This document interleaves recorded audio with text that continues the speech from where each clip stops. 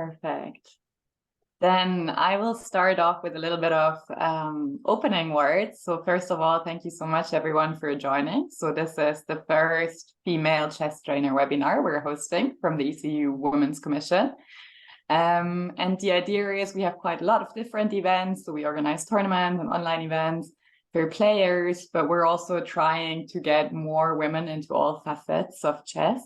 And we believe that it'll also be important to have more female trainers and more female arbiters, and just really trying to get representation up on all different aspects. And this is one of our attempts now to, as I said, offer like a starting point for women that are interested in becoming a trainer or that already work as a trainer and just want to exchange some ideas and experience. And we're very happy for Jop to host this seminar.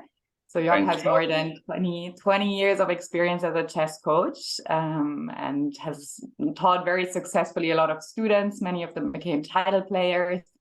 But he's also very good at sharing his experience as a chess coach and his chess knowledge and educational knowledge.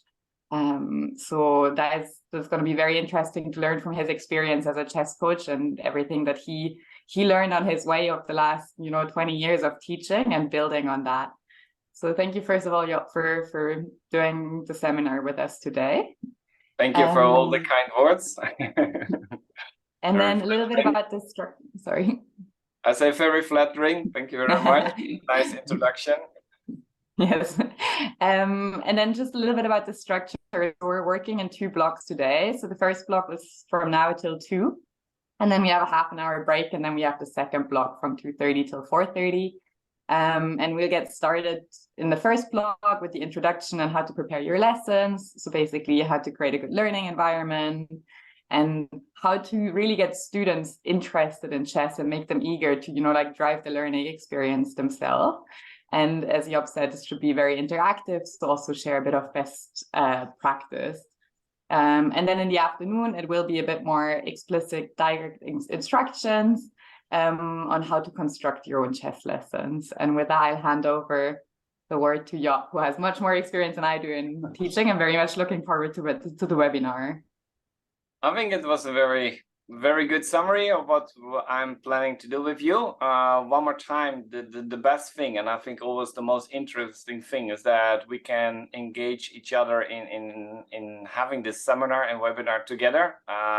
In my opinion, that's always what webinar should be about. It's not only about me talking for, let's say, 4 hours, you're listening.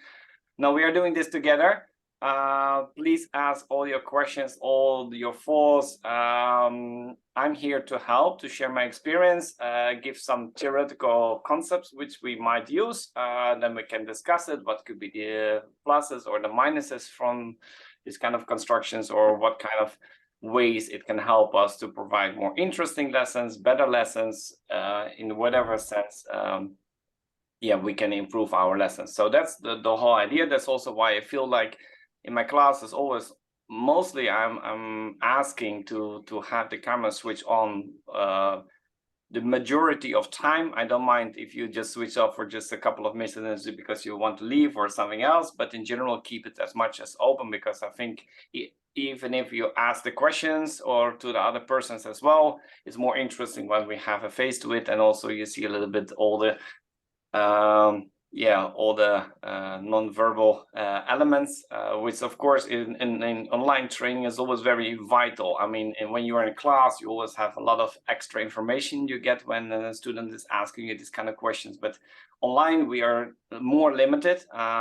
Therefore, camera is, in my opinion, not something voluntary, but it's something we really should require as trainer, teacher, because it just gives vital information on if everybody's is attentive or not, because it also gives for me or the teacher some information, right?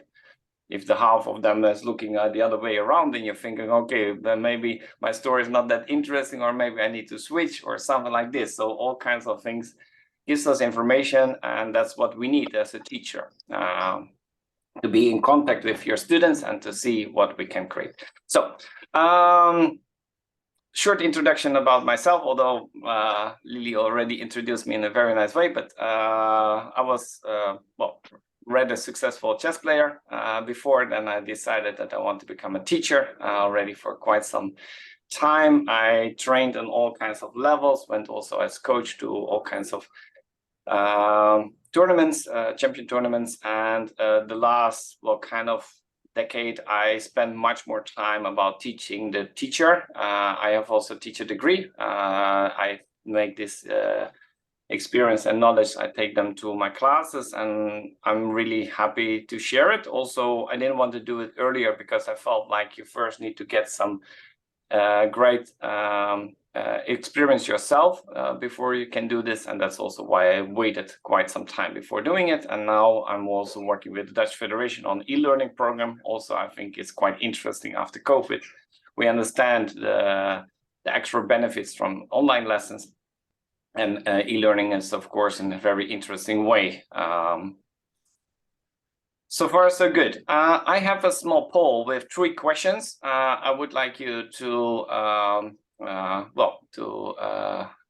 give the answer, so to get us a little bit of a picture of where we are standing together. So I'm starting it, and when it's correct, then you all will see the questions. So if every 26 can fill in the questions. Just for me to have a little bit an idea of my audience today, because as I said, it's all about connecting, right? We always want to connect. We want to understand what kind of audience you have in front of you. So when you have a new class, it's always important just to ask a couple of questions so that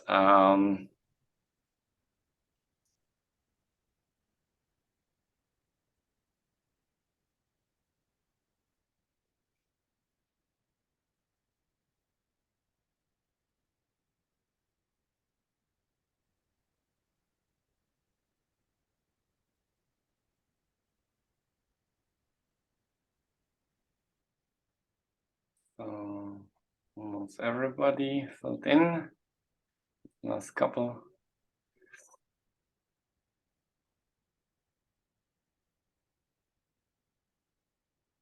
It's not an exam, right? Just don't be afraid. Okay, so let's keep it like this. Just to share the questions. So, maturity is teaching chess, which is very good, because that's what we want from also from the Women's Commission. We want, of course, that more women are occupied and active in the chess world as trainers.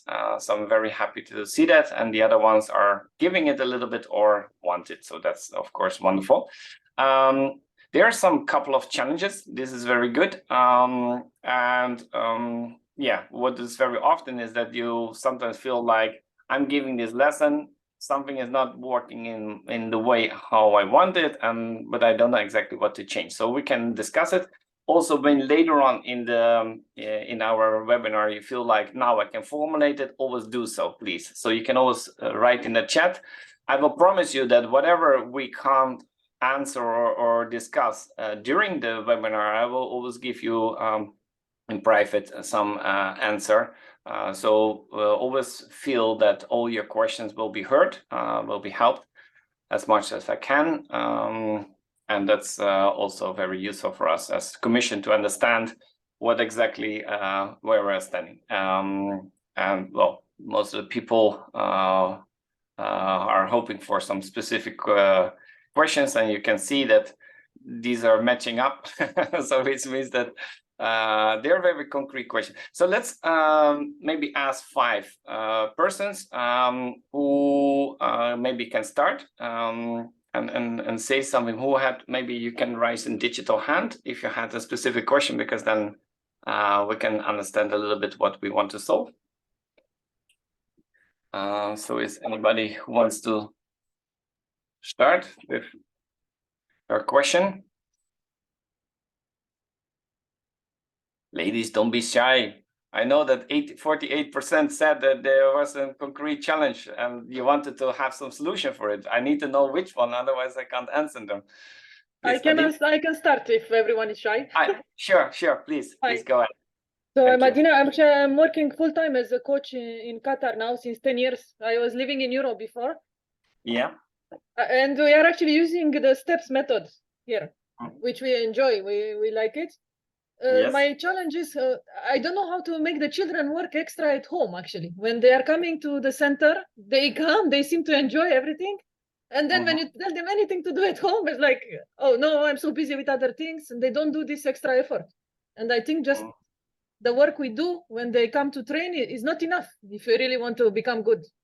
Yeah, this is an absolutely wonderful question, which happens very often, how to keep the kids active at home, because we know most of the majority of time they are at home. So when you even manage to get 10% actually, during the pandemic, I was sending them messages, WhatsApp, join the tournament, join this, join that, but it was exhausting, like doing this for dozens of students. Then when I stopped, everyone stopped also. They don't do anything anymore. True. I love the question. I wrote it down. I want to make a couple of questions and then we just do them in 5 and then we can always see. So who had more? Mariana, sorry.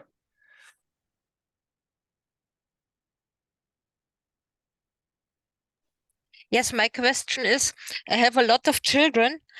Some are good and some will never learn chess. And I know it because the parents don't want, the children don't want. They only come for fun. What to do with this? It's so sad because of a lot of them will learn chess. I mean, so which part do you want me to solve? Do you want me to solve that how to make more ingredient group? Or no, what do I do with the other ones? They never learn chess. Yeah, okay. That's But can I ask something? They never learn chess, like they even don't learn how to move pieces if you explain to them, or they're not learning chess with ambition, like Adina said, with ambition to be something better. In what way they don't learn chess? Like they attend your chess class, do they know how to move pieces after it, or they just sit there to spend their time with friends?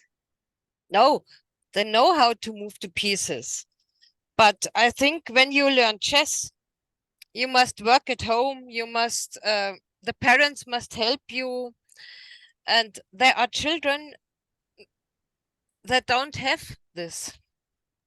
And I can solve this. Okay? This is it's a complex question, but a very good one. Again, thank you very much. So let's take 3 more. My question is, I have a student, she is 9 years old, and she's actually very good for her age. But since a few weeks, she's lacking in concentration, and I don't know how to improve her concentration. Do you know something about the background of her concentration? No, she always was very concentrated, and now she isn't. But you haven't had any direct or concrete conversation with her about it, right? Correct? Am I understanding correctly? No, not yet, because I thought maybe then she's unmotivated or something. Okay, thank you. That's a nice question as well. Okay, let's go 2 more.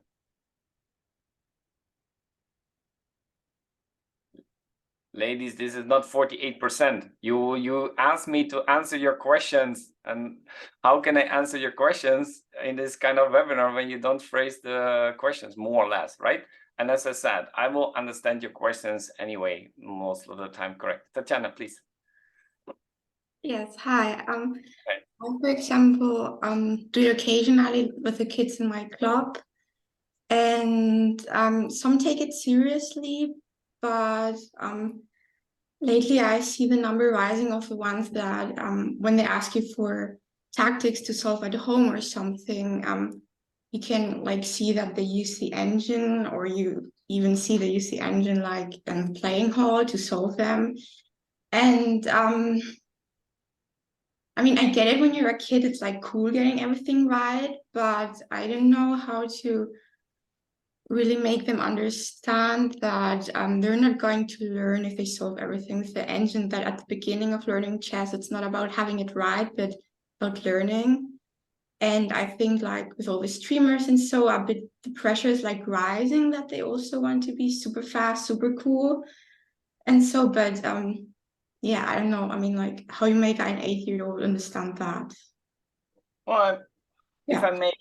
if I may rephrase your question a little bit, is that I think that one part you say is about motivation. The other part is how modern, well, kind of challenges like engines, streamers, influencers, how we can use them in a good way that the learning will continue, right? Because that's the challenge. Kind of abusing a bit of it. Exactly. Mm-hmm. Okay, very nice question. Thank you very much. Okay, one more. Last one.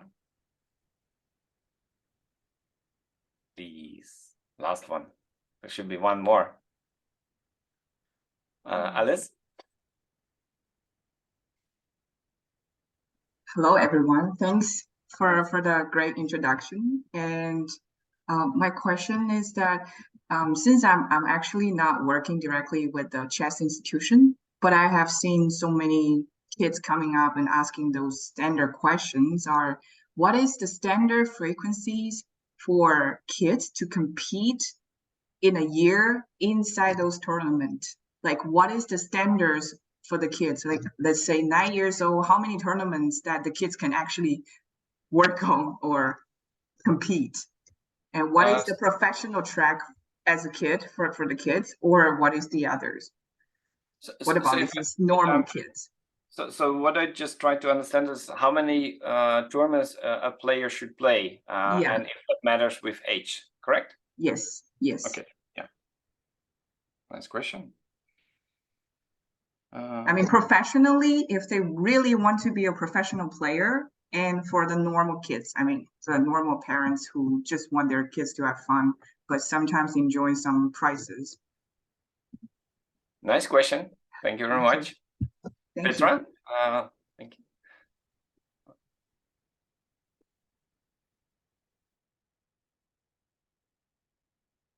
It's working, or should I help? Hello. So in this direction, I found a very interesting question from Alice, and comes to my mind also how much time they should train per day. I really would like to focus the attention on not so professional chess. We're beginning with children, and if it's only like extracurricular activity, it's not so important. But focusing us in that we want to get one and next, probably not Magnus Carlsen, because everybody is different talented. But we know that hard work brings also good results.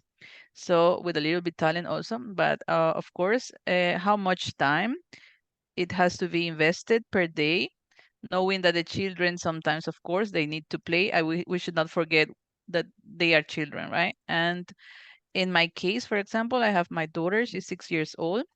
And I'm a little bit personally scared, as I'm also chess player my whole life. I'm also scared to push her so much or so less, because I don't want that she get what is the word, maybe desmotivated, or she feels her pushed only, or with too much stress to get to a point. So I don't know really, for example, when should she start the first tournament of this first tournament experience will affect her directly if she doesn't expect, for example, or she cannot manage the result of this. I don't really know when should the child start to play a chess tournament, how when they are strong enough, or it depends of every child to see how they will manage the situation. But as a mother, I don't really know, for example, how it would be. Yeah, that's the point. Just to summarize, just to keep a little bit track on the question. So yeah. What I understand is that, I mean, so actually this question is more about how to handle parents, if I understand correctly, because it could be, or when should a child start, for example, also to play a chess tournament. That was the other part, right? So one part is that how to make the communication or how to support parents. I just had, before this class, I had 2 parents and they were asking more or less the same question. They had 3 trainers, or at least idea about 3 trainers. They wanted to play all kinds of tournaments, and and they are thinking, I don't know how to solve it, how to construct more or less a learning environment for my child, and when to start a tournament, how much homework, all these kind of aspects. Yeah, perfect. Yeah, included. Yeah. So it's a very broad question, but a very it's nice. a big one. It's a nice one. Thank you. Petra, I saw you raising your hand. You had a question as well, right? So your Who? just microphone. Petra. No, it was me. Yeah, Petra, it was okay. me before, yeah, but then someone was faster. Yeah, so yeah, I was also going to ask actually a question about chess tournament, because I teach chess mainly at schools, and at schools, so these are children who have 5 other hobbies. Yeah, so it's not like their main hobby usually. And I think it's very important to take into consideration for the coaches as well. And I've got problems to actually get them motivated to start playing in chess tournaments, or at least try it. Yeah, because I've got students who have been going to my classes maybe for 4 years. So they're not beginners yet, but they have never played in a single chess tournament. And we've got some chess tournaments, like afternoon chess tournaments in the town where they go to school. So it's not really a problem of traveling somewhere. And some of them are just maybe busy, yeah, so you can't really solve that. But I think some of them are afraid. Yeah, I teach these classes mainly at private schools, and nowadays at these private schools, the pupils, so they are not, or maybe the way of teaching, it's not so competitive as it was in the before, and so some of them, they actually don't want to compete. Yeah, Understood. so Understood. just Okay. practice, Good question. yes, but not compete. Yeah, I understood. So the question is, so they don't want to compete, or and also the other question was that they are not, there's not only chess, there are other sports, and how to.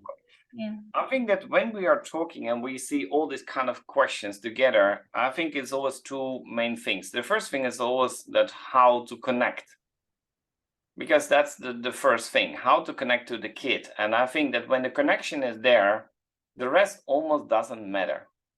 Because if you're connected, if you're thinking from the interest of the kid, what you can do wrong. I think that's always the first thing, right? So as long as you keep communicating, if you keep thinking and start talking to the kid, what do you want to achieve, or what, I mean, even if they say words, or you can see it in expression, right? When the kids are just very eagerly solving puzzles, the kid doesn't have to say he loves chess, because you can simply see it. And I feel that this is always the strongest point, right? You just observe the kid and see if what you can, well, what is your first impression? The second is that always try to build on the connection, what we will also see later on. Most of the questions, they're all about it. And I think that's always where I would start with in any situation when I would be, let's say, imagine that I would be next to you in the club or in the situation, and I will be just assistant, and we would just have a talk with the kid. Then we would just discuss and asking those kind of questions to the child, her or himself. If you want to play tournaments, what kind of tournament do you want to play, or what kind of, or so we just give it a try. And then, of course, if the kid is scared or maybe doesn't want it, then what is again the most strongest incentive for a kid to play a tournament most of the time, or what will the what will be the faults? Does anybody know, or just from your own experience, Sophia?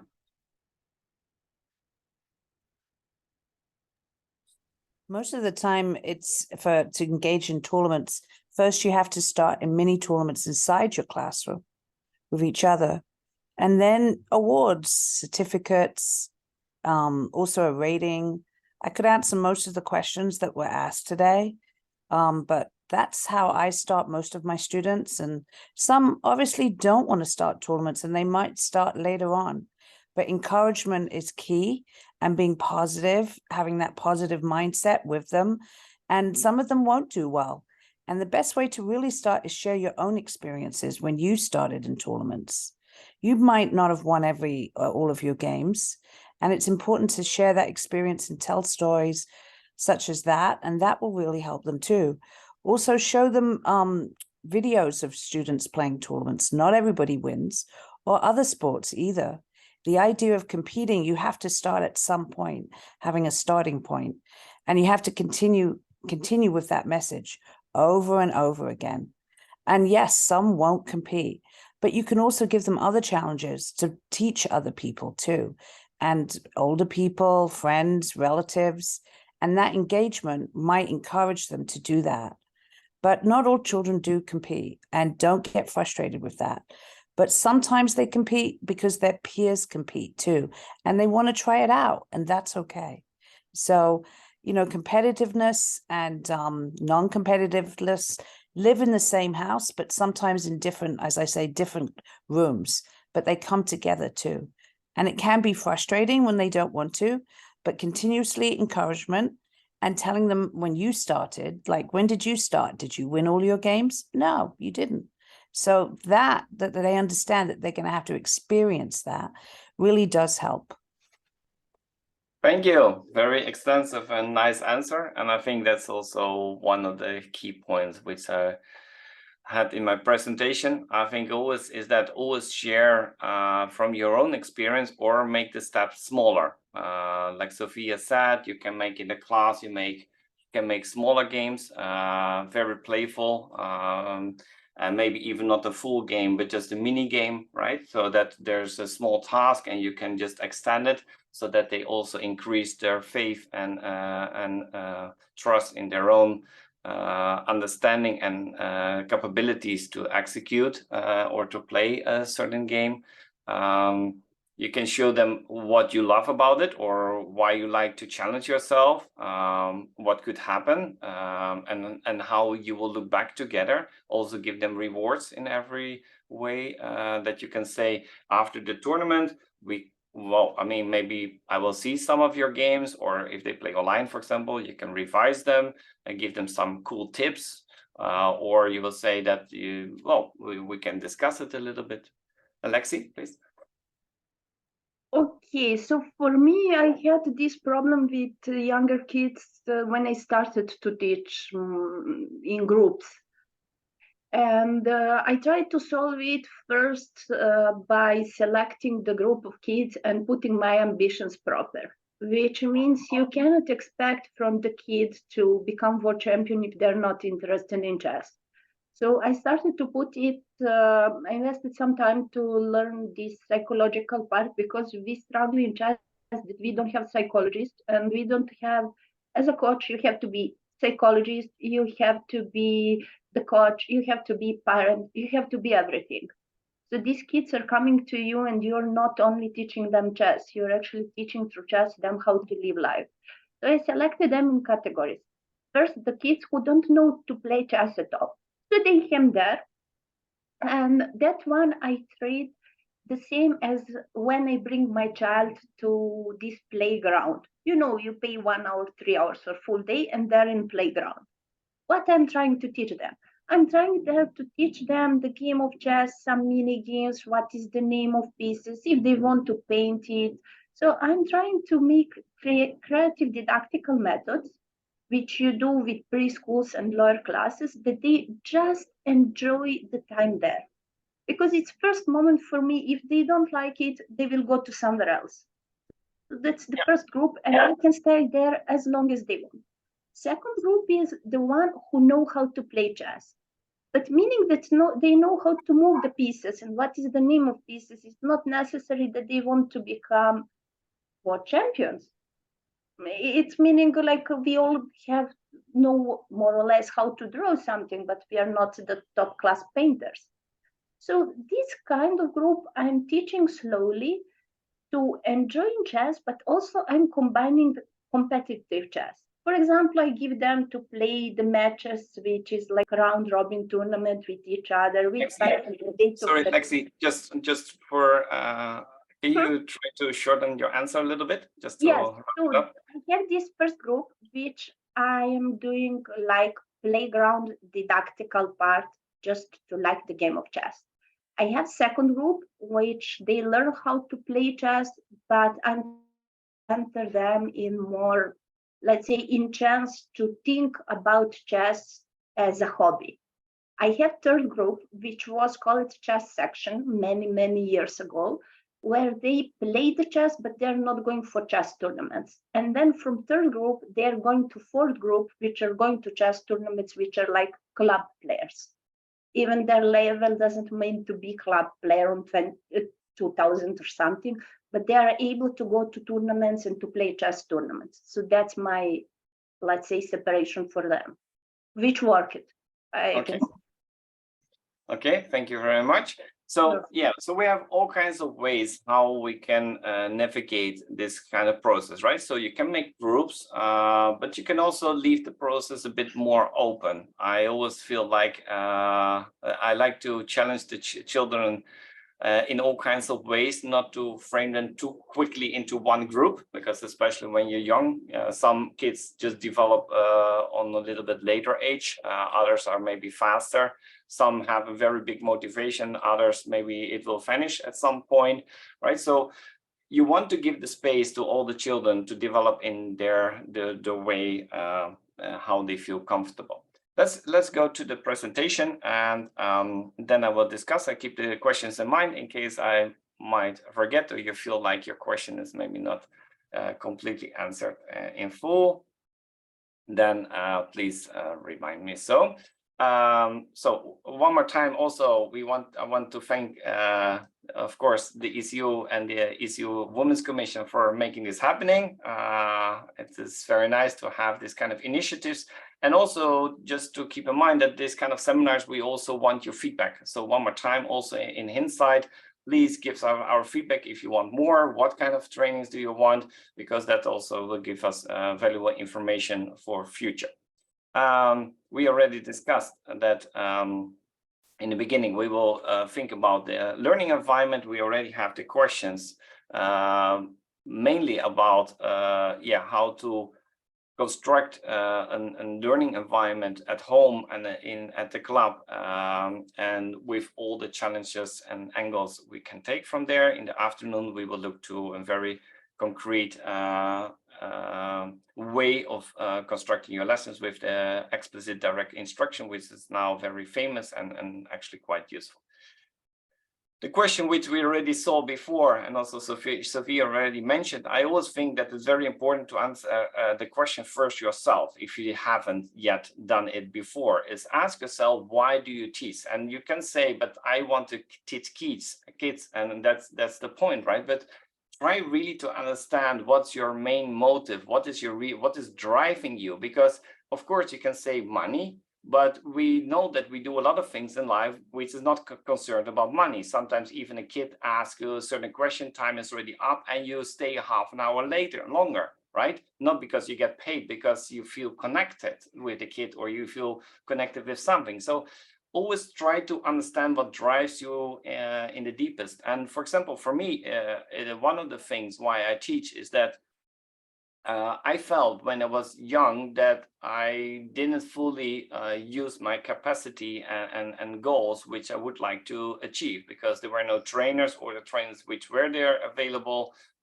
couldn't help me. And I really feel this kind of need that I really hope that everybody who wants to achieve something, I can provide them a learning environment where they can achieve their goals. If they are very high, very good, we go for high goals. If it's just about enjoying chess, it's fine, we go just to enjoy chess. And if it's about creating some kind of group with other kids just to have an amazing time, that's fine as well, right? But I always want to provide this kind of opportunity for everybody who wants. And that's one of the key factors. And the second one was when I was in the World Championships in Greece. I was there with two main, strong players, grandmasters now. And at some point, one of my top players was kind of wondering why he should play chess, because the strongest player in this group is Zoria. he wanted to quit chess, and he was already thinking, if he, this top player of my group, wants to quit chess, so what should I do as just a worse player than him? And then I was thinking, but if I have one day and I can choose whatever I want to do, then I want to play chess. I simply enjoy it. And for me, chess is just such an amazing way of understanding the world, understanding myself, and just as a game. And in my opinion, this multiple way of how to understand chess is my biggest passion, why I teach and what I love about the game. And I think understanding your position is one of the first things you need to work on or try to understand, because if you can't understand where you're standing, how will you bring the game to the other person? If the other person says he doesn't like chess and you don't know how it feels for you, for me, I can tell that if I have a day and I wake up, I never feel like I work. No, I have just lifetime. And in this lifetime, I have lessons. Or in this lifetime, I have webinars. And of course, in this lifetime, I need to prepare for webinars or something like this. But for me, it's all about having lifetime. I never feel I really work. That's just how I feel it. And that's what I can phrase every single day. I don't know how it works for you. And that's what you need to, why you need to ask this kind of question. And I think it's always the most important question to ask yourself. Where am I standing? And even if they take away everything from you, why chess still remains one of the coolest things which you would like to teach? One more time, it's more a question than an answer. For the time being, is there any specific reply to this? Otherwise, I...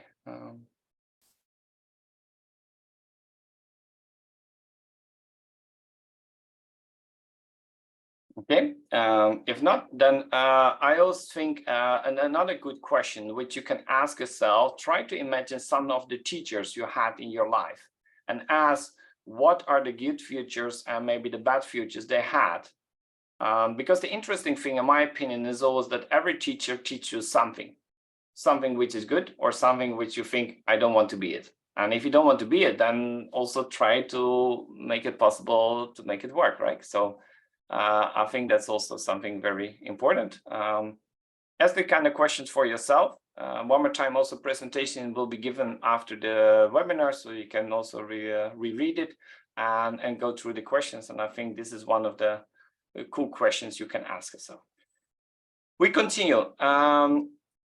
This is the phrase, and some of you might know me, and this is the phrase I love the most. No one cares how much you know until they know how much you care. And exactly this is this is the answer to most of the questions you were asking me, because they want, if they say they don't want to participate in a tournament, maybe the real question is that, can you tell me, why would you participate in a tournament? When was the last time you participate in a tournament?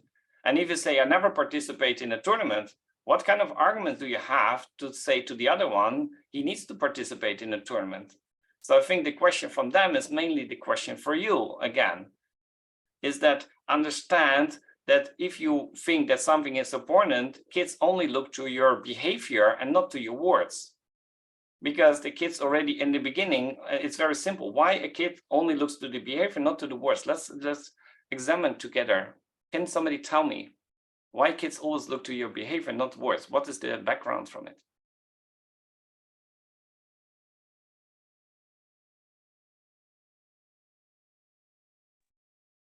Adina? I think it's from when they are babies and small children, when they cannot speak, they cannot understand, but they see what we are doing. Exactly. Very correct, very correct. Is this when they're babies, there's no language. Yes. So the only thing what they can do is observe, and they even in the beginning don't understand you're a human being. That's also a part which even they need to recognize. So first they recognize you're a human being, then they understand you're the mom, and then they understand learning the language. They want to imitate you also. Exactly. And that's what they do, because they have no idea what to do else. So always think when the child is doing nothing, or when a kid in the class is doing nothing, always understand that in that case, you didn't imitate enough. When we are talking later on in the second part about direct instruction, it's always about they have no idea how to imitate.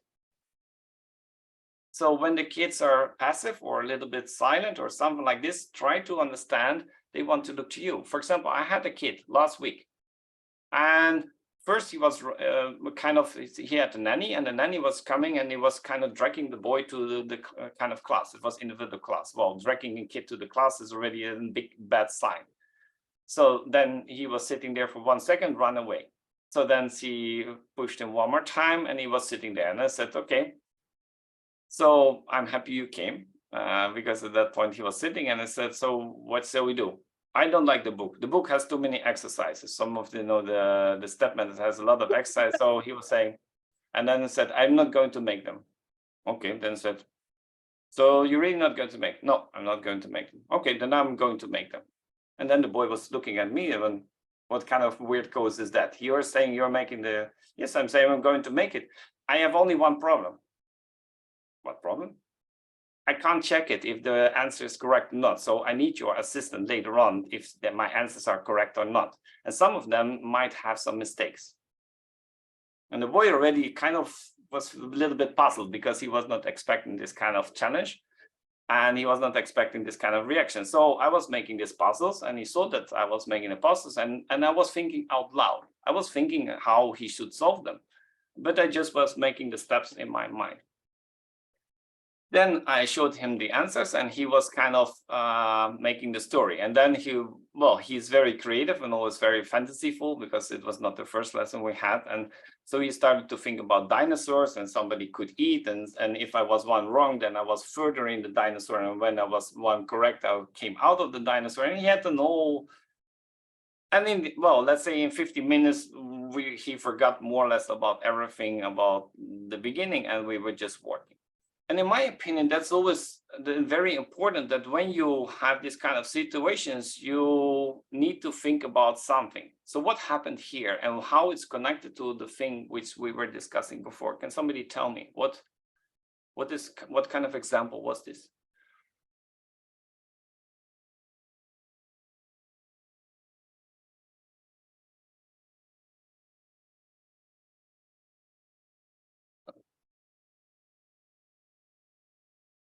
Chanda, can you maybe say something about it?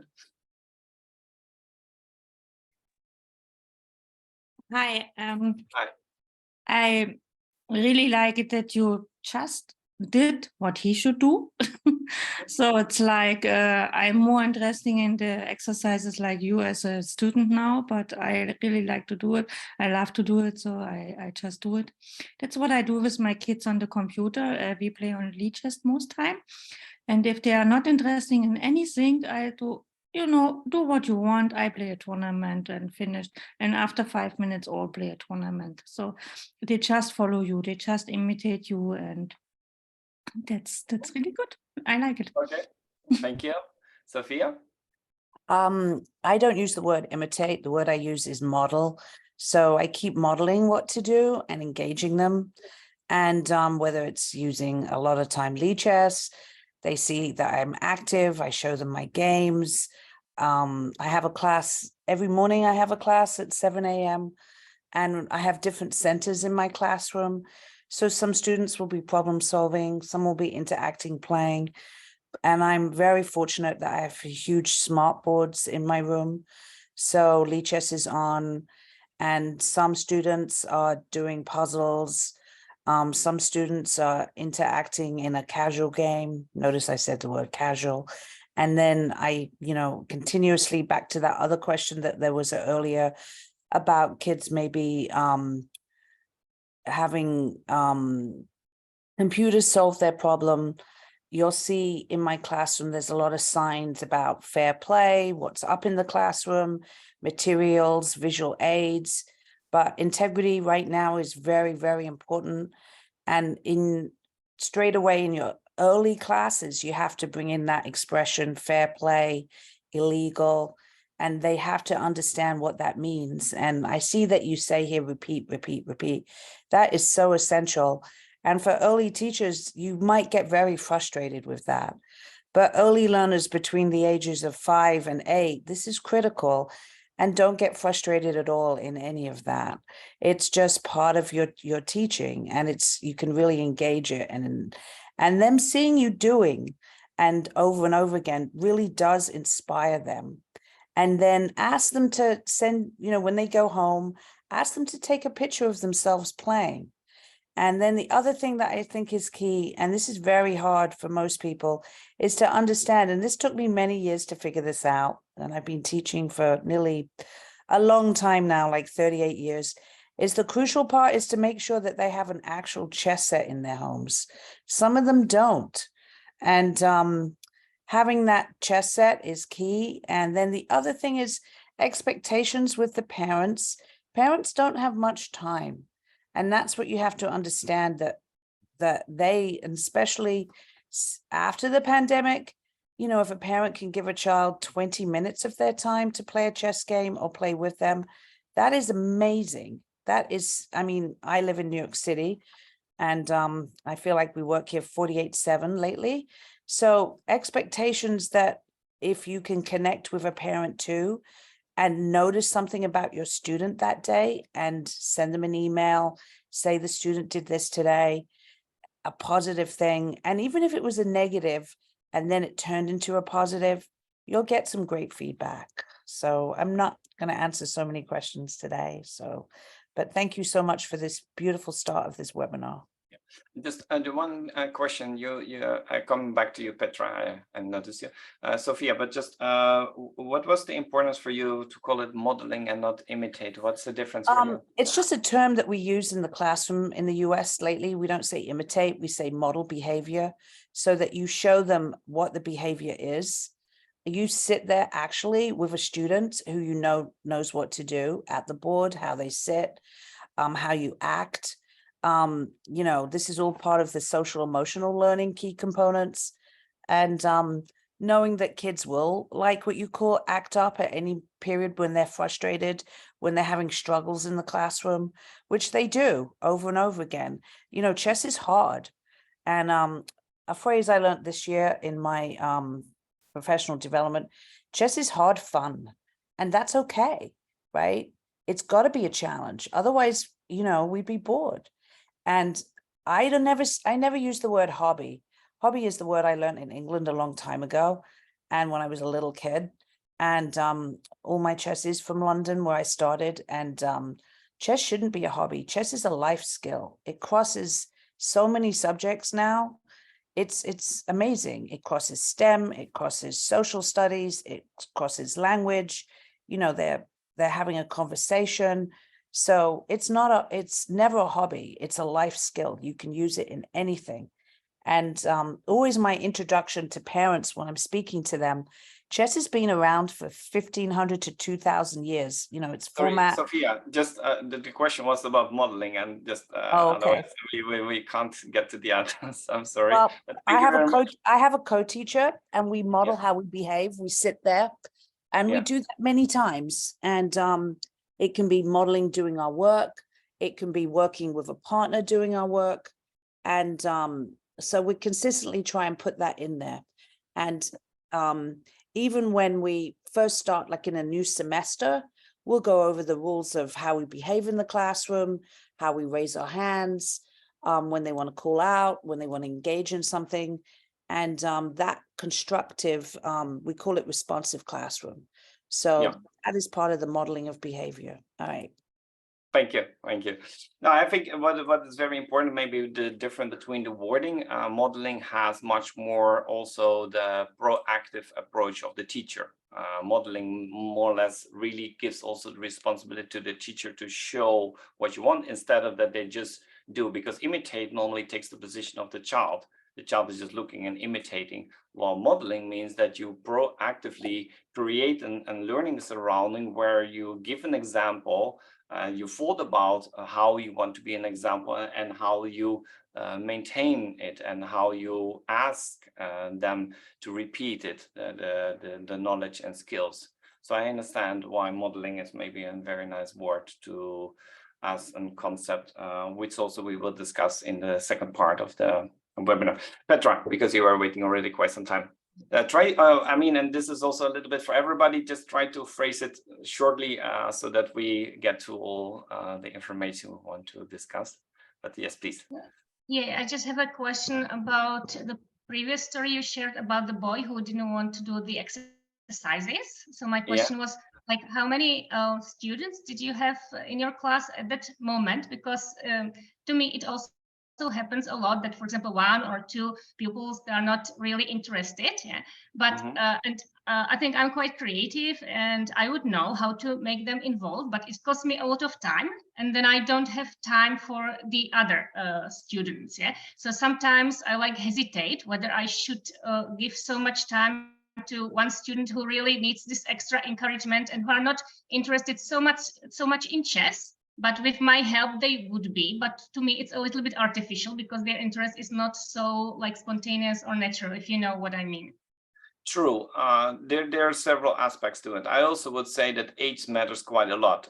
When we talk about the preschool age, let's say of 7 years old, then a lot of basic things are simply not learned by the kids. So that's also one, because waiting for your turn, having certain behavior, ask a certain way if you can do something, that's all be taught in the first 2 years of this primary school, right? So that's also something to keep in mind.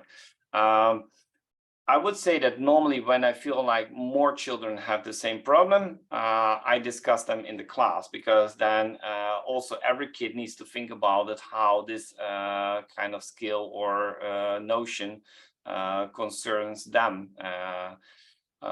When it comes to one kid with other exercises, when I feel it's really disturbing, then normally I try to give them a small exercise as quickly as possible. Then I go to this kind of kid and try to solve it in a little bit similar way. But I keep in mind that having one kid, because it was one-to-one class, is most of the time easier than well, managing 20 or sometimes even 30 kids. I mean, that's yeah, that's a very good point.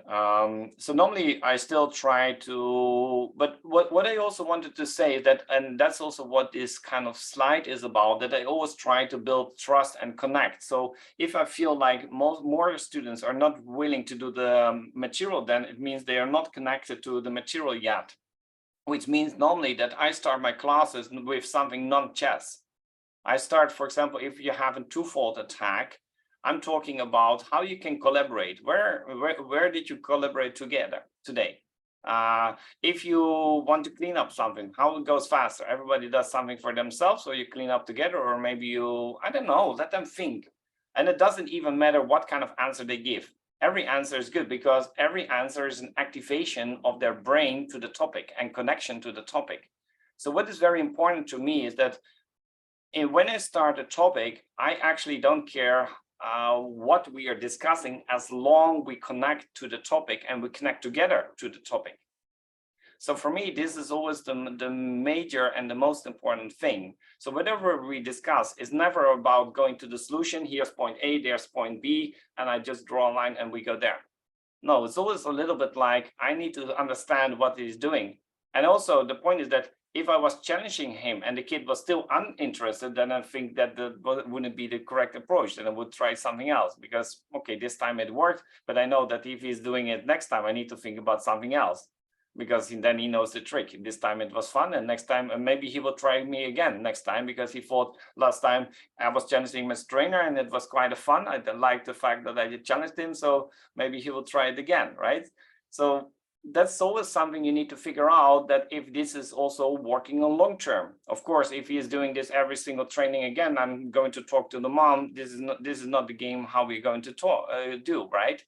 I'm not a babysitter, unless you want me to, but then I'm going to do different things, because that's then I'm going to play football in the garden or something like this, because so for me, it's always quite important is that I normally don't care about the result. Yes, I love chess. I'm always ready to show my passion for chess. I always will say all the cool things about chess. But if the kid doesn't want it, be my guest, right? I know chess is not for everybody, and that's fine. So my basic understanding is that I will give everything to let everybody enjoy chess how they can. But if they don't want to, I always say you're free to go, right? And if you agree to it to stay this year, I will say then there are two options. Then I go to the child and I said, okay, so how are we going to solve it this way? because I don't want you to disturb the other kids who enjoy chess. So either you sit still and you do something for yourself in the corner, or we will talk to your parents, or what is the agreement we will make.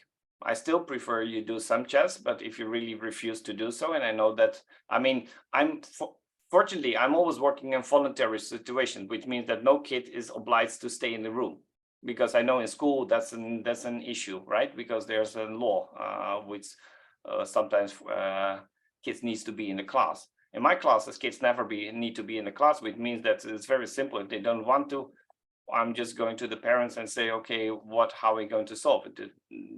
Do we want to make it a chance? I'm ready to think in a very creative way. I'm always ready to make all kinds of compromises, but compromise is compromise. It means that they need to put something on the table and I will put something on my table. And the main point is that the class shouldn't suffer from this new kind of rule. And within these conditions, I'm liberal to any solution. But as I said, it's always a challenge. You have no set and ready answer, answers for it. And it's always about, talking and understanding where you can make the challenge. I hope I answered your question. So building this relationship, I think that's always key. I always feel that also when it comes with all kinds of disturbing behavior in class, of course you have rules, but the main point is that they need to understand that the rules are for themselves. They need to understand what are the benefits for them to have rules. And what would happen if other kids are also breaking the rules, right? So rules are, in my opinion, very important to make them clear. But on the other hand, if they are broken time after time, you need to wonder why these rules are there. Probably they're not clear enough, or probably they don't consider them as useful enough. So you need to reconsider if the rules are correct, or you need to discuss the rules with them and to make clear why it's important to you. Or kind of negotiate. You can say, well, when I'm instructing, it should be silent because I want everybody to get the message clear and to get the instructions very clearly. After, in small groups, you can talk a little bit, right? So you frame them, what you allow, and where is some more freedom. And also, we do these exercises for 5 minutes. So also the expectations about how long a certain thing will last. Also, that will help for children to be more consistent with the rules you want to obey or you want to have. I think it's also very important, and when we are talking about tournaments and what kind of challenge and when you should start, it's always about let them believe in their learning ability. Let them understand what is the challenge in front of them. Sometimes you can say, I just want you to participate and to enjoy it. For some kids, that's more than enough challenge, right? Just to be there, learn from it, enjoy it, and come back with your experience, and then we will talk about it. You can share it with us. What kind of games did you like? What was your best move? They always have some idea about their best move, whatever that might be, right? I mean, so the main point is always that you try to make it as you put it in a group dynamism, or you make it in an individual connection. And I think that that's the learning process you want to bring them in. Okay, so I had a TED talk presentation, and actually I kind of adjusted a little bit, and I think that's also the 3 magic ingredients for any amazing lesson you want to give. It's always you need to let them understand why do they need it, right? To have your objectives, you have your goals. And in the best way is not only because you will become a good chess player, because we know that a lot of kids, they don't have any idea what it is, and probably some of them even don't care.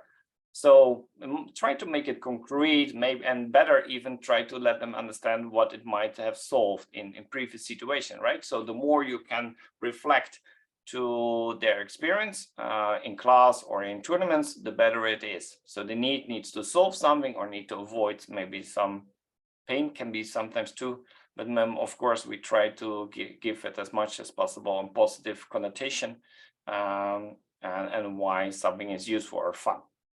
And then of course we discussed already, and that's why we also had the question why I need to learn it from you.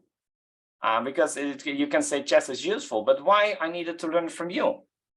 And of course, that can be an inconvenient question, but that's always something which you understand. If you want to be a model and you want to model your classes, well, then you need to understand what exactly are you bringing to the table. How did this lesson taught you something? I mean, if you're talking about double attack, talk about double attack in your game. I won a very important game and I won the championships, or I won a cup, or I had a wonderful day when I made this double attack. It doesn't matter. Just bring something to the table why this double attack or this lesson you want to give is important to you. Because even the kids who don't care, maybe they care even about you so much that they think, okay, at least you had fun, so maybe I will have some fun at least too. Maybe I don't care chess in general, but at least they can appreciate you as a teacher. So sometimes even that can solve temporary barriers in learning, because sometimes, well, like Sophia said, chess is hard. Chess is also a long time, it's just not fun. So sometimes you have a period where you just continue doing it while you're not even sure if chess is for you or not. But I know even myself, I had long periods where chess was not fun and was not my thing, and I'm still here. So, right. So we all can have our ups and downs. So we know how it goes. So if I have this inspiration and I see this teacher, well, that's a pretty cool story. I didn't know. So even the fact that you're telling something about the story also makes the connection stronger with the student or the kid, right? And also this is important for long term, because if you're asking to keep to respect the rules, is also one of the reasons why they could do it. If you always explain why you're doing it and they have a very good impression about it, that could be also a reason. And in the second time, you can explain it. And the third one is just simply how we are doing it, instructing. That's the second part we are doing today, how we can make it happen. So, okay, we understand now why we teach. So what's next? I had some learning model, and that's a little bit what I want to discuss in the second part. And actually, there are two parts of it. One part is that we have this kind of web. It's a famous web of for curriculum. And what is kind of important is that here you see that everything what's important for children, right? So what they are learning, how they are learning, towards which goals they are learning, which role are you playing? Well, we already discussed before that we want to understand our position, right? So that here is our position, and also the way how to become a teacher. Later on, I will have the 6 roles as for a teacher. Of course, we need to understand which materials we are using, the groups and dynamism, so how the kid will function in a group. We have, of course, our location, which simply, for example, the U form is very useful. By the way, why the U form is normally a very good way to teach. I mean, the U form, like the tables, right? Does anybody know what could be the benefits from the U form as a table setup in class? And usually it's, Sophia? So you can see everybody and they can see each other. And so you have a sort of a more connection with them. I have square tables, so it's sort of more of an L. And fortunately for me, my tables are on wheels, so I can move them around to different formations. And I have a lot of space, which is very rare in New York City. But you can see them all and you have much more connection, because you need to make that eye contact with them, which is key all the time. And that's why. Yep. Thank you. Very good answer. Absolutely. Because when you have U form, you can stand in the middle and every kid feels respected, right? Because the distance even to each kid will be more or less the same. Also for you as a teacher, it's very easy to keep control of the group, right? If somebody is not sitting straight or something, you can always walk to this kid, even without mentioning something. If you just walk towards a kid, the kid automatically, who maybe misbehaves or maybe talk a little bit, even just walking in that direction already means that normally the people become silent. right? So there are all kinds of small tricks as a teacher, especially in the beginning, that could be very helpful, is that you have a very easy way to navigate through the group. That's why the U shape is very good. And also they see each other, which is very good. When, for example, one kid gives an answer, you don't have to look around and see who is answering this kind of question, right? Because everybody is efficient. Sophia? When with very young children between the ages of 5 and 6, we actually sit in a circle, and so that you can, and then we might do a question where we go around, or they might do what we call a turn and talk, where they discuss it with someone and come up with any answer on something. And that's really helpful too, especially, and it depends on how many you have. You might think you can't do it, but it's a technique that's used in all classrooms. So they're used to sitting in that. And then instead of just, rows and stuff, and because of where they're seated and stuff, but sitting in that like community circle is really important too. Yeah, thank you. That's very good. Also, this is something I think that's what Sophia also mentioned. I mean, the circle has, again, one good point, like the table of Arthur, right? If you have a circle, then nobody is the most important person, which means that everybody is kind of owner of the process, of the learning process, right? So because you're all equal among each other, and this kind of equality also the circle proves it. That's also something very useful. Always think about it, what do you want? I mean, if you have the U shape, then of course giving instruction is more clear, very efficient. When you have a circle, I would say then you can discuss things much more, because then, or you can have something like, for example, if you're just teaching the first lessons about pieces, when you have a circle, you really do the exercises together. Right, so everybody can take the piece, or needs to pick up a king or something, or you can make even maybe some small groups. So there's a lot of interactive ways how to do it. Yeah, nice, thank you. Of course, there's time when they are learning. Well, we discussed, and that's also one of the things, is that what they can do in class and what they can do at home. I think that most of the things what we are thinking about is that you follow normally the child, but also you need to understand that the structure matters quite a lot, because most of the parents don't understand that kids normally do nothing when they don't instruct and they don't model the learning environment, what we discussed, right? So if you say, well, we just wait till the kid is doing something or the child is doing something, normally nothing happens.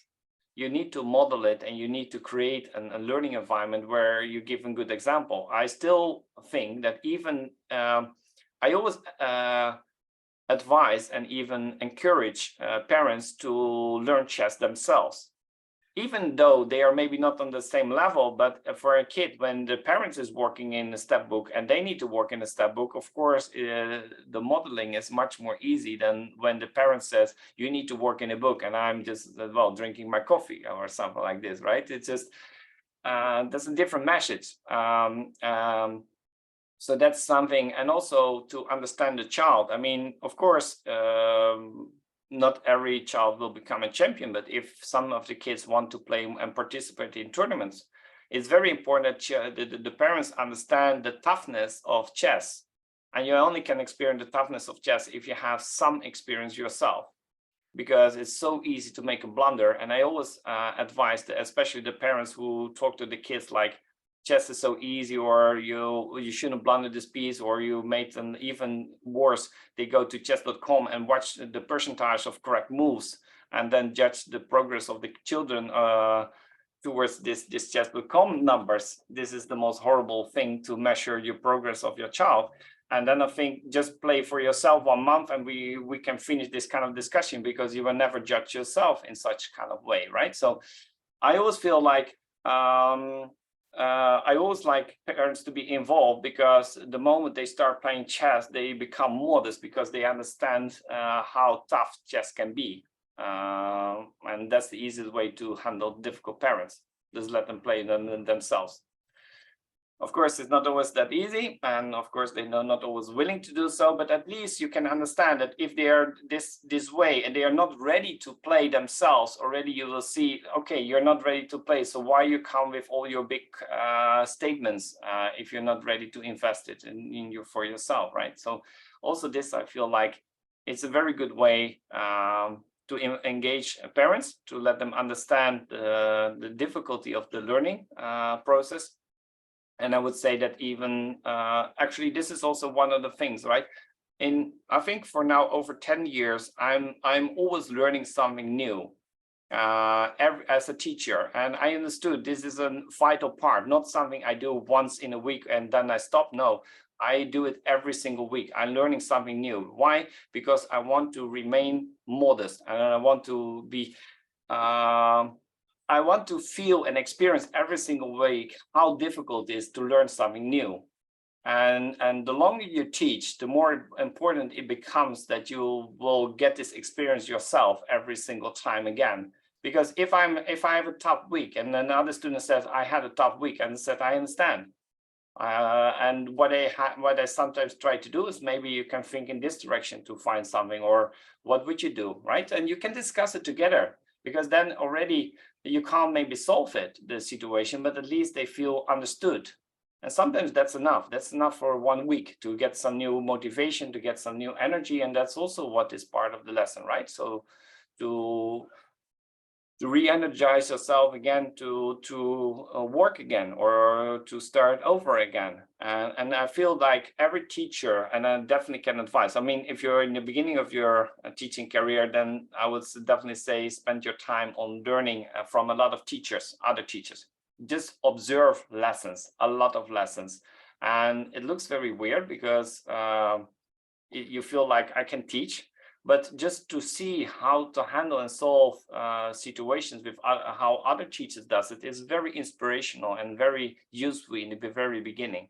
So everybody who is in the prior start of their teaching career, I definitely advise to go around, see a lot of different teachers, and then try to understand what you can take from it. Sophia? I'm going to give one example. Like most early teachers, like if they have an hour period, believe that they should be giving an instruction like on a demo board for like half an hour, and to 5 and 8 year olds. And in reality, that's not the case. When you go into other structured learning environments, it's between 5 to 15 minutes max. So you have to make sure that your concept is there, and then you can come back to it. You can start with it, and then you can reflect at the end. But I always call my administration in the last couple of years, my learning time has got shorter and shorter. And that's because of children's concentration levels. But the best thing that they have noticed in our chess class, and that's why I think they encourage chess to be there, is the doing part, is the playing part. And you're teaching there too, because you're going to engage in language. Language is key. You need to consistently ask them questions over and over and over again when they are playing. Okay, thank you. I had a small question which I want to do in between, and that's this one, just to see. Not going. Do you see the questions? Just to be sure. Just no, it's not. I cannot press somehow.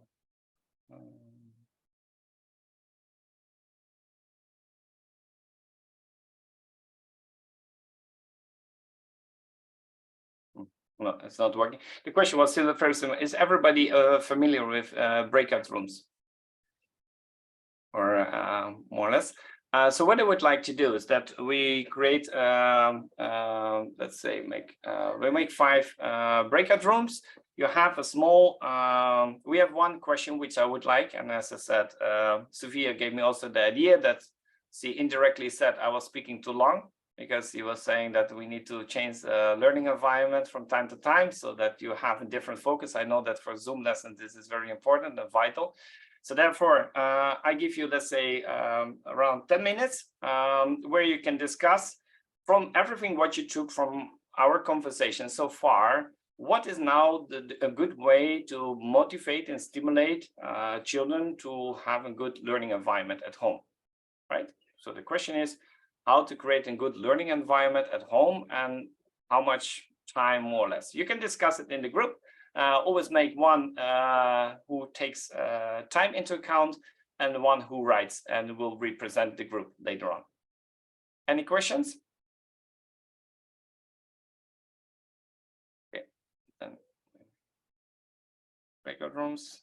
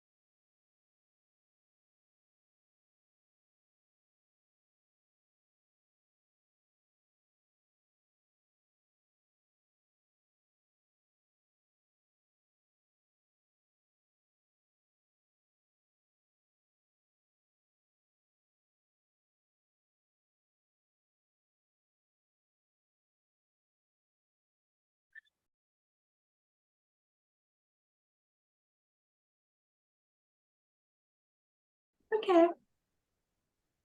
All right then. Sounds good. So, Sophia, tell me. Oh, me? Well, I mentioned it earlier.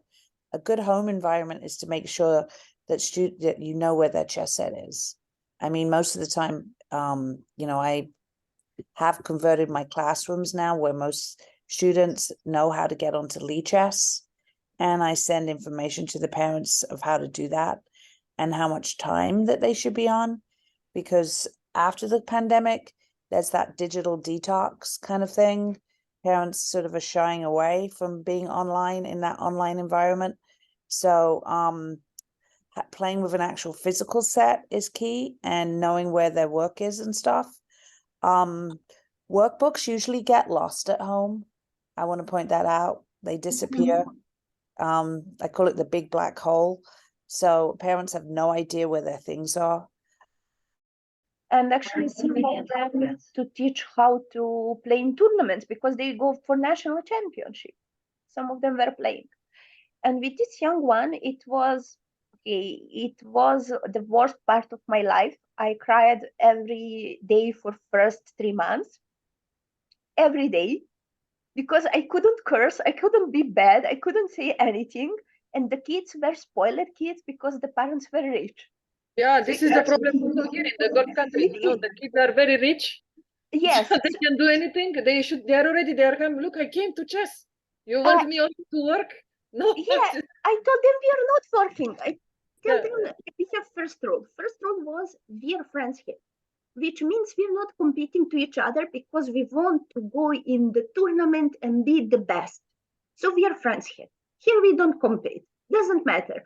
And then I create some training tournaments for them inside. I created the things that like some solving position, different stuff. In 1 year, they moved from this that they want to play. And then they started in 1 year after that to work from home. But it was a very heavy dedication for me because I had to change completely my approach. I don't expect. Oh, the name. Anyway, we should go back Okay. to the question what the teacher said. Danger. So we got a little bit distracted. Yeah, Regarding We the were German knowing each other a little bit more. networking, you know. It's very good. So let's get back to track. So what is your take? So how I motivate my kids to do homework on the Stappenmethode is that every second week I take all the booklets, and then I correct all the question, all the exercise that they make, and I just count how much they make. Correct or incorrect, this doesn't matter. I count 12, 11, blah, blah, blah. And who has the most, the first 3 kids, who has the most, they can select a Pokemon card from a card set. So they're very high motivated to do this because this is the Pokemon age, what they have. So yeah. Okay, So nice. I invest So, a little money, but they do homework. That's important. How old Okay. are they Or to get motivated in Pokemon? How old are they? this is the basic school, so this is class number 1 to class number 4.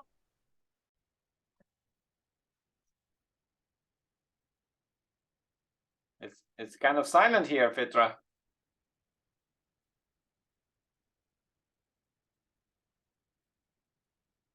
Yeah, I don't hear you. Sorry. Yeah.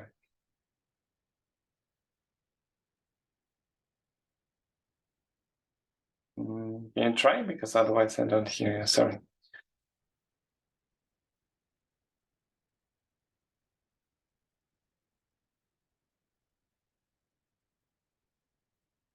So I will relocate you to the other class so you can listen to the other ones. Okay, Petra, I will relocate you. Okay.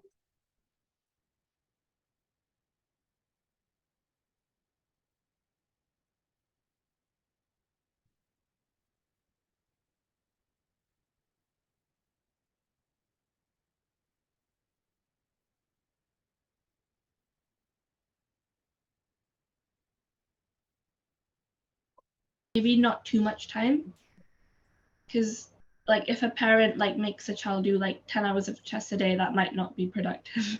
Yes. So what is your take so far? What did you discuss?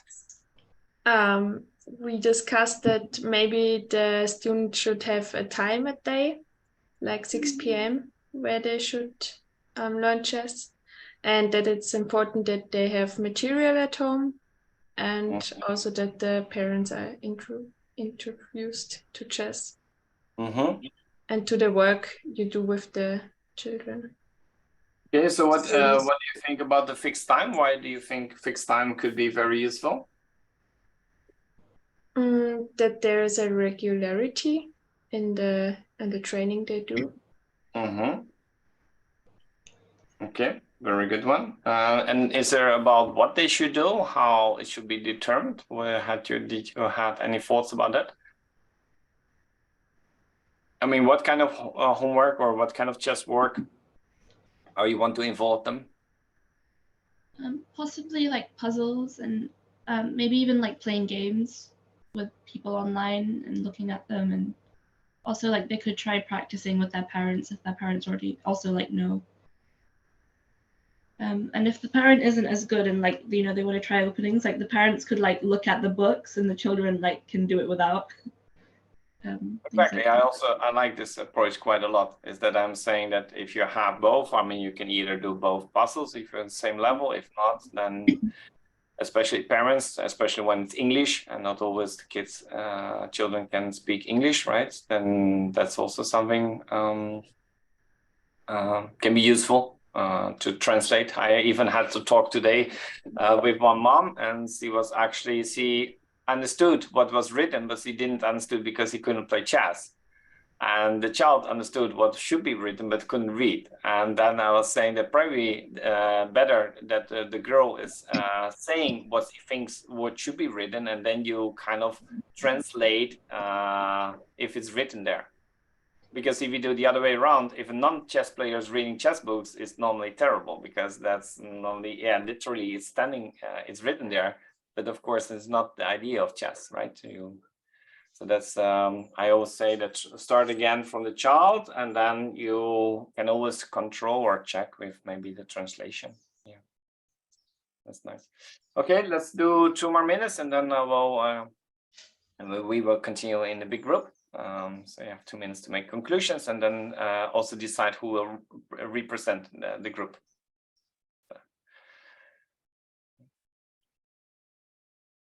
So Yes. So how did it go here? We're doing fine, I think. All good? Yeah. Liz, what's your main takeaway from when you have we had a bit of a discussion about like the use of like the word grandmaster, or like what to do at home when the parents want to play, this kind of thing. Because in my class, I quite like to use the terms like international master, grandmaster, so that they have a goal, this kind of thing, so that they're probably not going to meet one, so they can at least be like, oh, but I play like them in the opening, oh, I want to copy that. But there's a bit of thing, maybe some people don't like to use this term in lessons, but I love to do it, this kind of thing. I mean, we use it, but I don't use it all the time. I use change makers too, other sort of role models that everybody plays. So that's all. It's a combination. You have to mix it up. Yeah, always bring something new to the table, so that keeps interesting, and also kids are always different, right? So that's always something to keep in mind as well. Not what worked yesterday maybe will not work tomorrow, and what didn't work yesterday maybe might work tomorrow, right? So it can always be both ways. So that's also keep on trying. Yeah. Okay, that's good. Then let's go to the main room. So.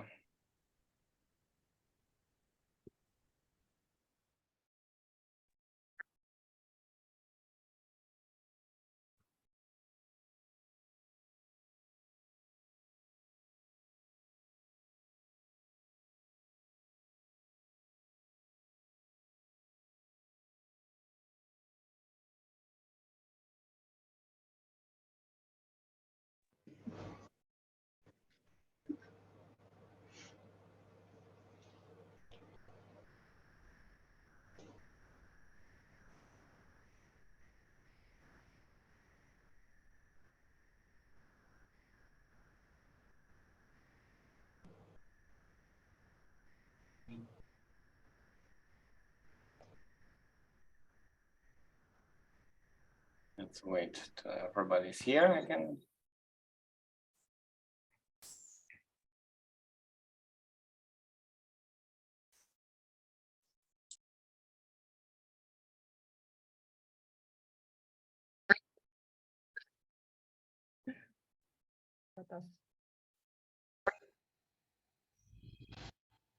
Okay, we had 4 groups. So let's start with Miriam. Could you represent your group? Or I think this might be me. Sorry, I've forgotten the group sorry, numbers. sorry, apologies. Please go. Please go.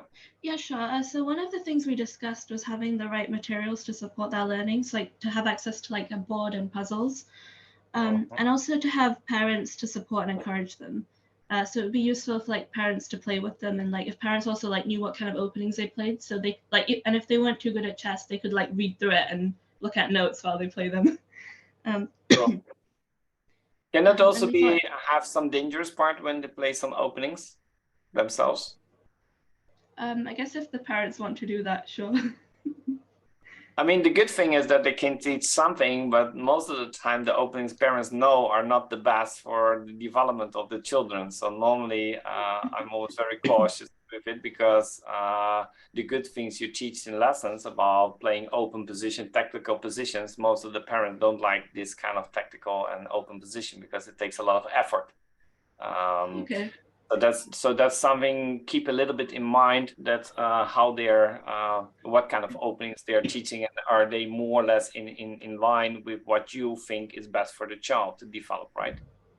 For example, if very often nowadays very popular London systems or something, this is not about chess. This is just about blocking your position and not losing. But why do you have a teacher not to lose? I mean, you want to win. You want to learn chess. You want to get something and not to block positions, right? So I don't mind when you have a certain goal and you want one game to perform and you want to make a draw. Okay, fine. But then we are not going to talk about the process of the game. Then we only talk about the result. If you play for a result, we only judge you on result. If you want to learn, then we can talk about process, right? So very important, try to navigate a little bit how they are taught at home and what is going on there. And if that's more or less with the same ideas, you're building your learning environment in class. So that's something, but good point. So physical board, a very nice one.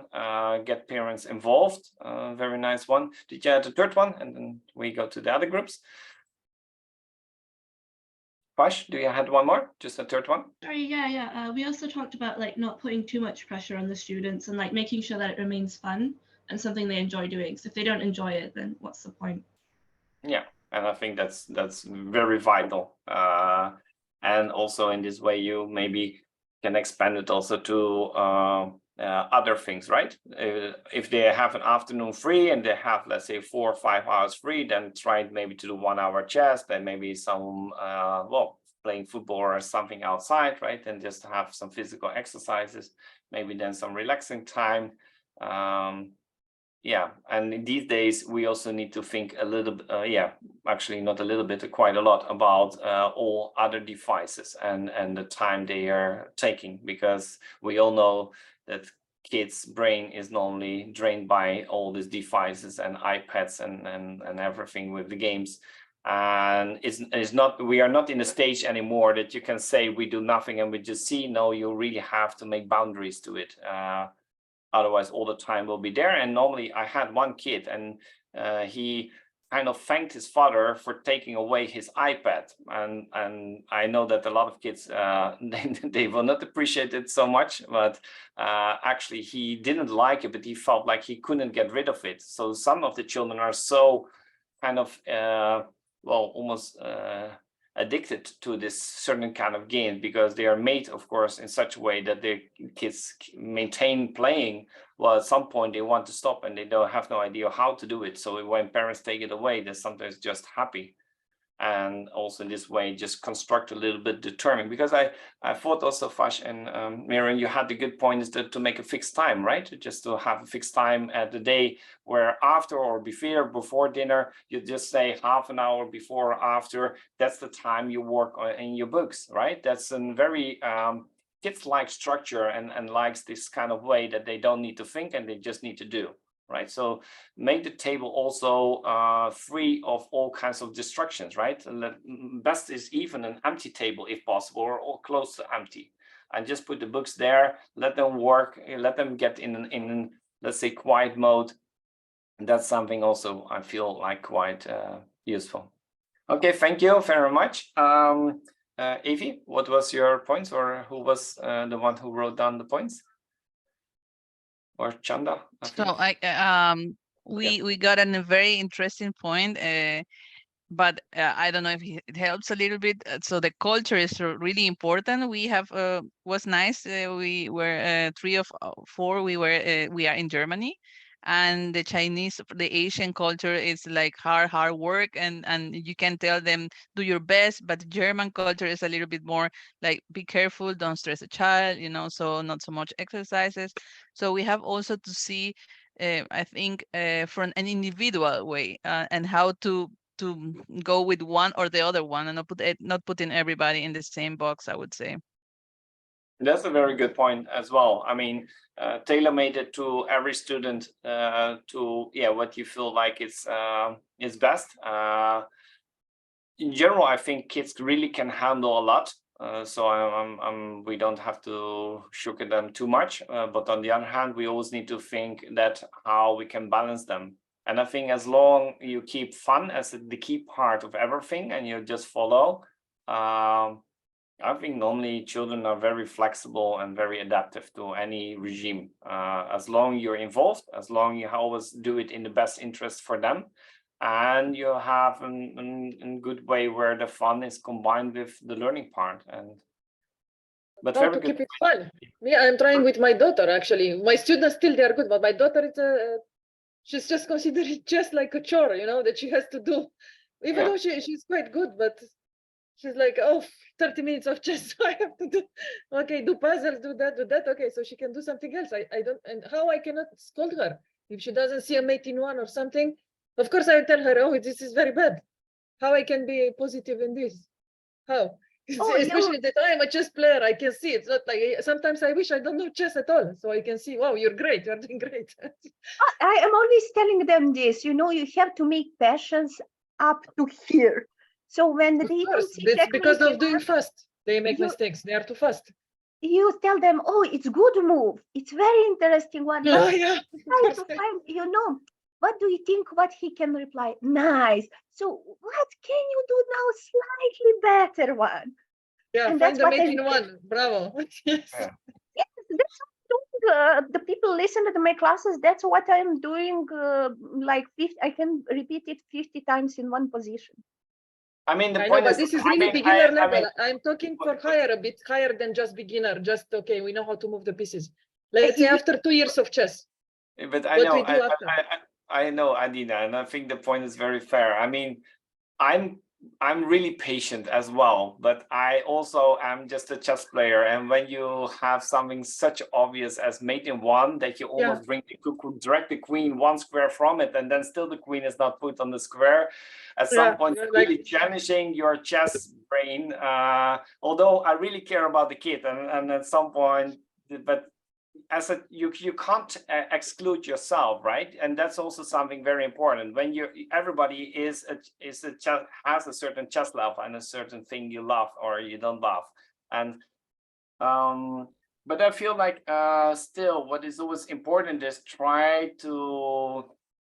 Yeah, I think that this is two things. So one thing is just also at some point admit that maybe at some point, if the kid doesn't see mate in one while you feel like you gave all the instructions and all things are clear, then you need to wonder, is this a sport I want to teach my kids? Although I was maybe a good player myself, if the love for chess is not in equal way. Oh, my problem is that my daughter is quite good, but she doesn't seem to enjoy. She's good, but that's the problem.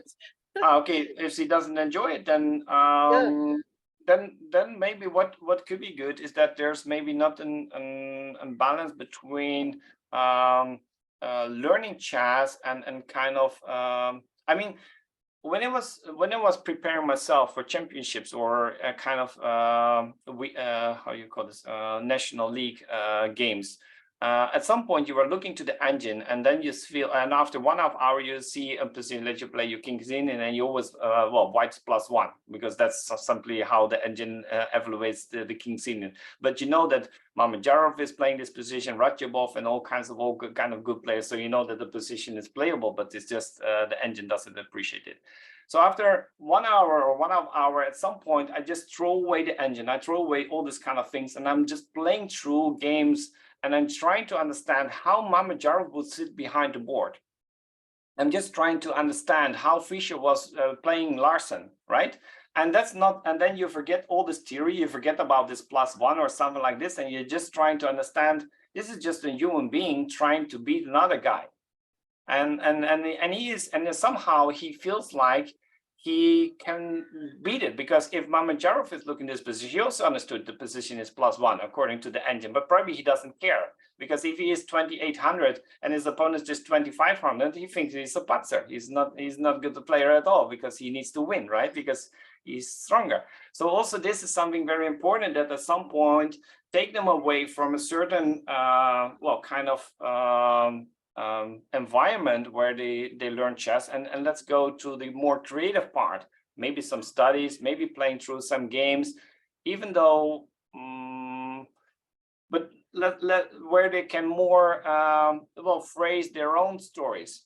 What kind of thoughts do you think the grandmaster had in this kind of position? Ask different kind of questions, because that's probably, because we have the technical part in chess, which is very important, because otherwise you can't be good, right? Because you need always this very, you need accurate calculations, you need to execute your plan in a very disciplined manner. But we also know that the passion always needs to be there, because otherwise you can't, you need to feed yourself. This is what worries me, how to keep the passion, because more you understand chess, I think the passion is lower, actually. It is, and because the technical part. So what I would advise because of course, as a chess player, I was facing this all the time myself as well. I feel like playing through games of old games. I also love old books, not because they are correct, but just because they're old. They give something They're like more fun. Yeah, it's more Without fun, computer, it was more fun. yeah, and you just look at the pictures, old pictures, and you imagine yourself how it would be in that time to learn chess, right? And now they have engines and so on, and so, but you feel like in the end, I mean, Kasparov was world champion, right, or something like this. So you understand that this kind of guy, he was just sitting behind the board, and there was no computer.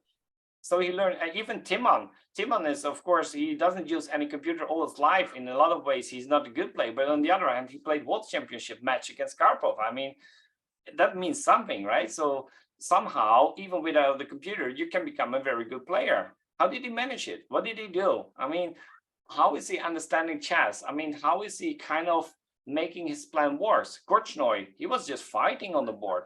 There often he had very bad positions, but he was just fighting and creating, and so maybe that's something you can give, and also from your own experience, because I feel like you had a lot of rich career. But the thing is, I was a fighter, even as a female, which I find that this quality, this skill lacks in girls. They are quite easy to give up. Say, okay, let's get rid of this game. I'm losing it fast. That's it. They are not like, come on, even until the last pawn are going to fight. And this is what I'm trying to. I'm not sure about to the that. students. Okay, I don't know. This is my experience with other students. Not now. Maybe there are girls who are fighters, but I mean, I'm really not sure about that. Sorry, Liz, please. I was just saying, I'm not sure about that. The fact that all girls aren't fighters, just no, because. I didn't say all. I said my experience is mainly they are like this. But I think, for example, I teach in mixed schools, and I might just have like only about 2 girls in one of the schools compared to the ratio about 13 boys. I think it's already discouraging enough that it's such an outnumbered situation that it would actually just be much more, they just might need a bit more encouragement to stay. Like it would be the same if it was reversed. You just need to try and make them stay for a bit more effort rather than them being easier to quit. It's just more like, I think you just need to convince them to want to stay a bit more. Yeah, because you know how at this age, especially in primary school, secondary school, the boys might be a bit more aggressive in their words, so it's already a bit more discouraging. I experienced it myself when I was playing when I was 8. So if I just had like a few more girls, I don't think I would have ever felt like I want to stop, because I did go through a period when I was about 9 maybe where it was really outnumbered. Okay, thank you, Liz. Chanda, please. If I have a student who is in a kind of crisis, like she said, that she don't enjoy anymore the chess playing, first I try to give as homework to watch movies, chess movies, like Magnus Carlsen, like from Polka, the documentary, and all the stuff what is online possible. And the next thing, what I always start very soon when they start to learn to analyze your games, the games on lead chess, I make a study my best games, and there they should only store the best games what they played and analyze them. And so, and if they come in a crisis, they can watch all the best games what they play by themselves and enjoy it, and then they are back on the track. This is a wonderful point. I actually did it quite a lot of in championships when everybody player has in the championship one bad day or one moment in tournament you feel like, okay, I can't play chess and everything just is bad and so on. And exactly I was doing in this in 2 ways. So either she made a blunder and I said, well, you think you made a bad blunder, I will show you one bad blunder from me. And then we are, and then already sharing this kind of already felt like, and then I said, but okay, you know what happened in the next round? Then I showed them some kind of nice trick, and then I said, oh, this is a game later. So maybe we can try to create something tomorrow like this. And that's the kind of thing, right? So you always try to first level with the child, or at the point where they're stuck emotionally, try to connect. And then try to see if you can try to work towards something new, something more desirable. So that's also, but also I feel like very much is that about modeling is very important also in this matter, right? So when we're talking about, for example, giving up too quickly, I think studies are very useful, because studies, they are framed and you know there's a solution and you can just keep on calculating. So that's also, I do a lot of work also with stalemate.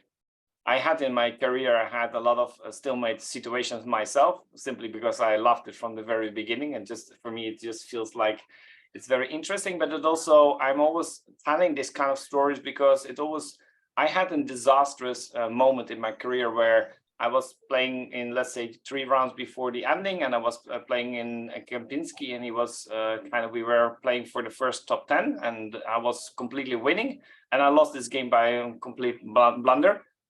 And of course, my tournament was gone. But on the other hand, I understood later that this game was actually very vital for my career, because I understood that if I can lose this position, anybody else could lose a winning position against me as well. So I just need to keep on fighting. And of course, this price of this game was high, but of course, it was a memory for life.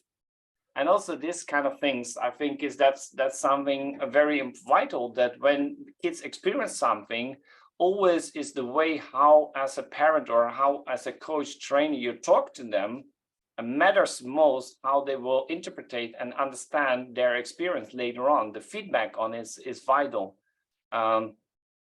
Also, for example, I had one Robin van Kampen, one grandmaster nowadays.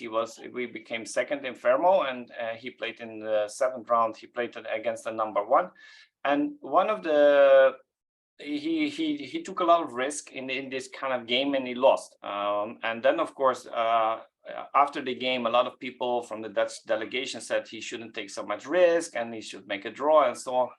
And then I asked him to come, because at that time I was coaching him, and I was saying, but how many points did you win in the first rounds because of this kind of attitude with the game? You took risk and you were playing to win. He said 2 points. So I said, so you lost one game and you won 2 points with this kind of attitude. If you didn't play like this the whole tournament, you had less points at this moment. And also I said, maybe this game can be vital for winning the gold medal or not. That could be true. But the main point is that the way how you play for a win, maybe we can improve it for next tournaments or something like this. But the fact that you played like this was very good, because it was exactly according to our strategy. And if it would have worked today, you would have appreciated it, and you appreciated it in the previous rounds. And I think this is always the most important thing, because you were asking what kind of tournament kids should play. I think it doesn't matter, as long you before you agree how you will play it and how you will judge each other while you're playing. And if he needs to win a tournament, you need to think about it, what is needed to win this tournament. If you say, I'm going to play a very competitive tournament with a lot of strong players and I just want to get some results on the table, fine, then we are going to work on skills to get the results, right? And so the main point is with everything is that it doesn't matter what kind of surrounding you have, as long you talk about it, how you will do it with the kid and with the child, and what it will mean. Sophia, you had before, you wanted to say something, just No, I could talk all day, so you don't want me to say things all day, but no, those excellent comments. Like in my classroom in the early years, sometimes we're the ones that play, we are very careful with draws. We almost call it a 4-letter word. We want you to take that risk.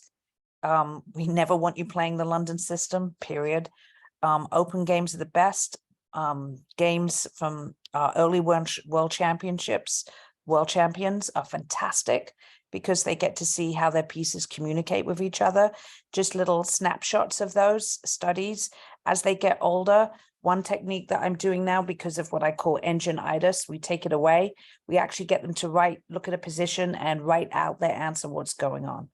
The word plus. What do you mean with the last one? Sorry, just such as, like, I have one class where I have players from 900 to 1800 in it, a group, and they work in mini groups together where they're doing studies, but we actually get them to write out a long-handed solution. We have slight questions with it, and there's 2 instructors in there, and one is on the smart board, he's zooming in, and the other two instructors are part of the groups. So we continue the dialogue of what they should be thinking about and get those, what I call, we want to hear their analysis, and we get one of them to write it down, and then they take turns in that. So they write in complete sentences. That's very good. Yep. Yes, thank you. I don't know, Adina, did you have other points from the group, or you me? No, Adina, sorry. No, actually, for me, like two classes per week, let's say 1.5 hours with a coach, and then 30 minutes for the kids should be enough. 30 minutes at home alone solving puzzles. I think this was enough, but I don't know the other girls what they thought, because we didn't really discuss this topic actually. Okay. Playing every day. Sorry? Playing every day for 20 of course, minutes. in this 30 minutes, we can do maybe 15 minutes puzzles or 10 minutes puzzle, 20 minutes play. Of course, playing is very important. No, but playing at home for 20 minutes every day is fantastic if they'll give that to you. If they will give, yeah. For now, I don't really find many who are doing that. You encourage my daughter, I have to push her to do, but... Well, I'm going to answer your daughter. I have 2 kids, and I had them in my classroom. And well, one of them, and it is really hard seeing your kids struggle, but give them something easy instead of checkmates in one, you know, give her captures and praise her. The thing is that she's not struggling. She doesn't want to do, but when she wants, she will do everything. Even she is winning already competition against bigger kids, but she doesn't want. She prefers to go jumping, for example, gymnastics, not chess.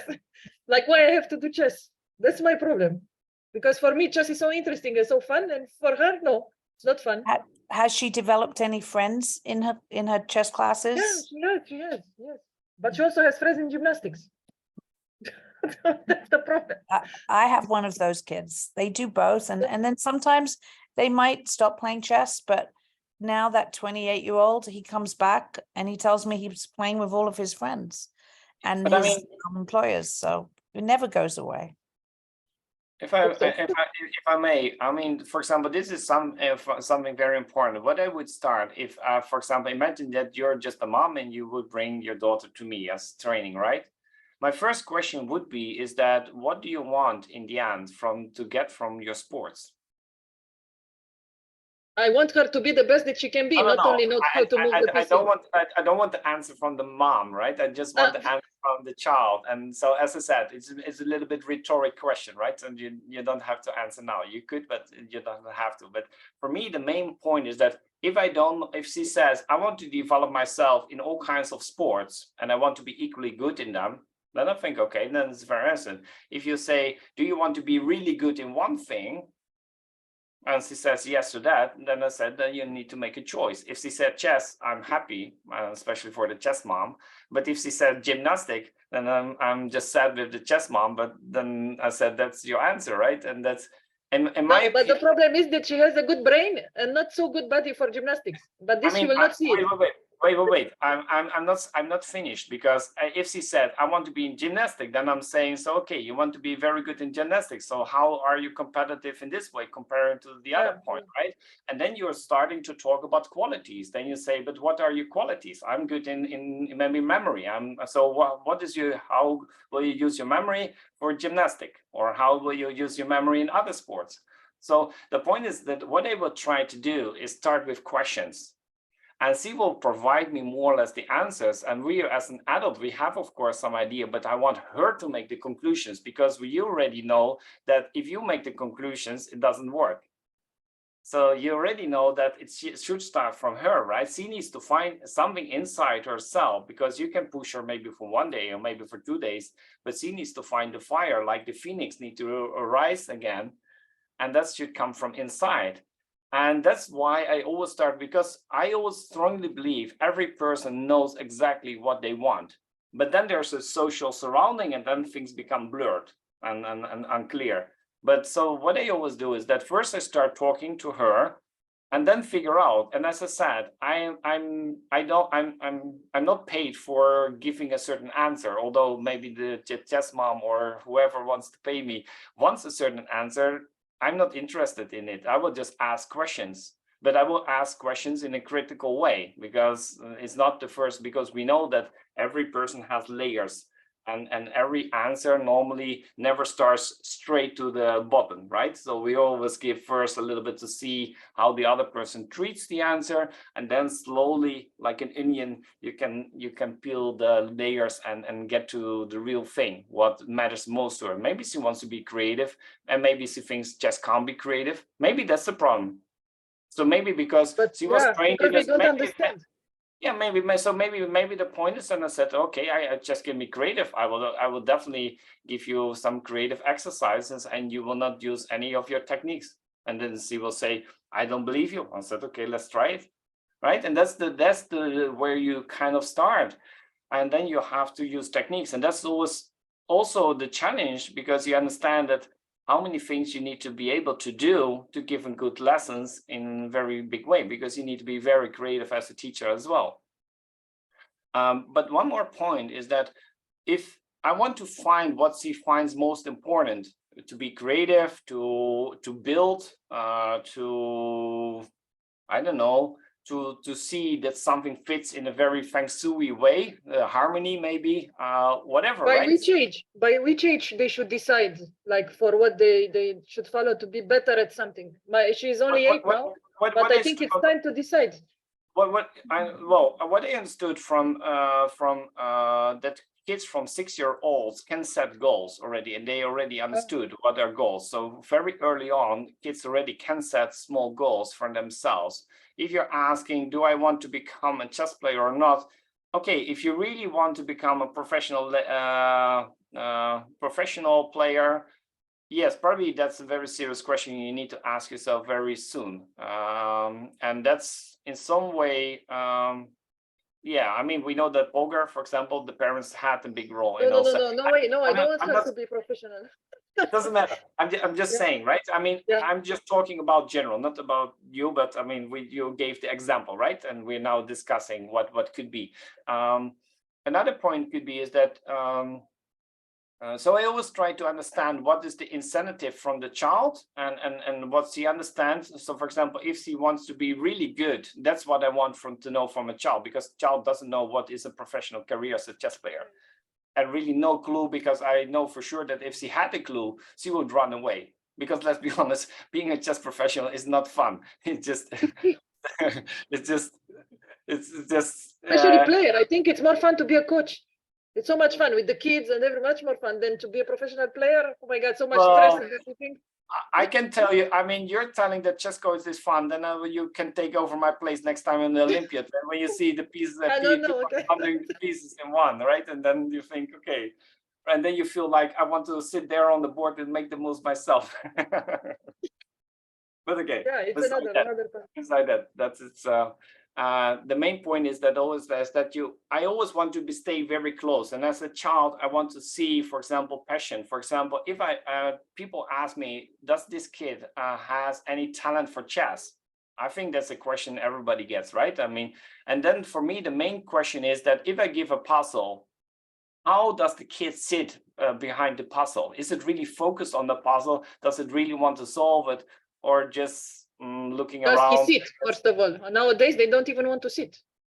Well, I mean, sitting is a difficult topic, because sitting could mean sometimes kids need to stand. We know already with working offices, they have standing tables, right? So sitting is already a difficult topic. But I mean, the main point is for me is focus. If they stand and they focus, I'm fine. If they sit and they focus, I'm fine, right? So for me, sitting and standing is didactical, educational. It's a difficult topic, because even in work, moving around, this is very annoying when they move. Well, I mean, the main point is they should understand that walking around, you can't solve things. It's not that it's so I don't mind when you walk, but then we take 5-minute break and then we just come back. We will do some, by the way. Anyway, what is very important with this interesting topic, what we understand that everything has a lot, in my opinion, one of the best takeaways is that we really try to understand what learning is about, what is needed. I always would stay always first close to the child and look to the behavior of the child. Really observe how they are behaving when they are doing, when they're playing games.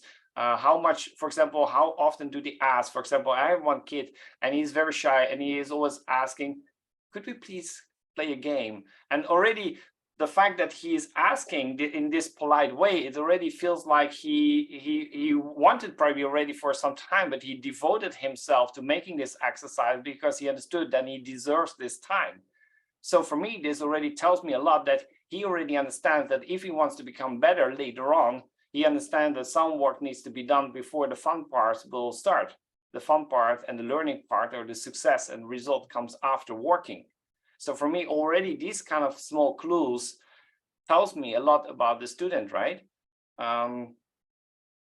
So learning environment is always very vital, but I always say stay close, ask a lot of questions, and try to understand where you can provide and give your own experience in the matter. And if at some point you feel like I'm not the right person anymore to give any advice for him, you can still teach, but for this part, maybe ask somebody else, right? That's for me very simple. If players are above 2,500, I'm not going to teach them anymore. It's simply out of my reach. I know that, and that's fine. I don't mind. I bring them to what I can do, and when they're 2,500, they can always come here for a cup of coffee or lemonade or whatever, and we have a nice talk, and we can talk about just whatever they want. But I know I will not teach them anymore, because I understand they need to go to a next level. And that's something very important, is that is try to understand where are your limitations, and if you need somebody from stronger or different information, please get the information there. So we have now the person herself, very famous already, and so good. As said, we have now a half an hour break. Please take I would definitely advise, what I also would tell to the children, right? Try not to devise too much in this half an hour, but take a break, take a walk, take maybe some food or drink, because then that's important for having another session. And then see you in half an hour. I will leave the room, by the way, open, so you just can come and go. You can just switch your cameras off, and then see you in half an hour. See you later. See you later. Bye. Lauren, unmute yourself. Where is he? Where'd he go? Hi. Hey, DeCosta, how are you? Good. Just listening in on everything. So sorry, Sophia. Yeah, everything okay? Everything is recorded here for later on. So please have the conversation somewhere else. Sorry. That's okay. I'll email you, Sophia, or we'll chat. Yeah. Okay. A very good job, and yeah, I'm listening in. So yeah, it was really fabulous. Yeah, okay, thank you very it's all much. good. This is a nice initiative that you're doing. So with it's ECU, so we'll just say positive things on the recording. It is. Thank you. But we believe it, Job. It's okay. That's good. Okay, then see you in half an hour. Yeah. Bye. Chat later, Sophia. Take care.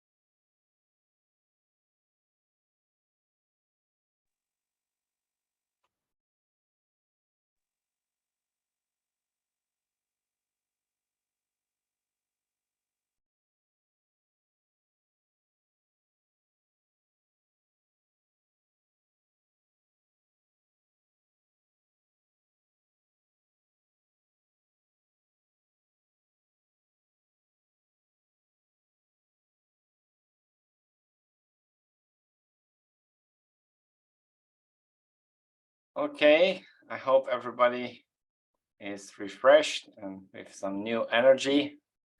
It was very important to also a little bit detox from Zoom calls. I'm not what a host about you, but for me, I sometimes have a lot of lessons, and I really understood the good things about it, because it means that you can do much more in a day, because the travel times are reduced, of course, with all these online lessons. On the other hand, you need to take care better of yourself, because it's very intensive to work all the time online.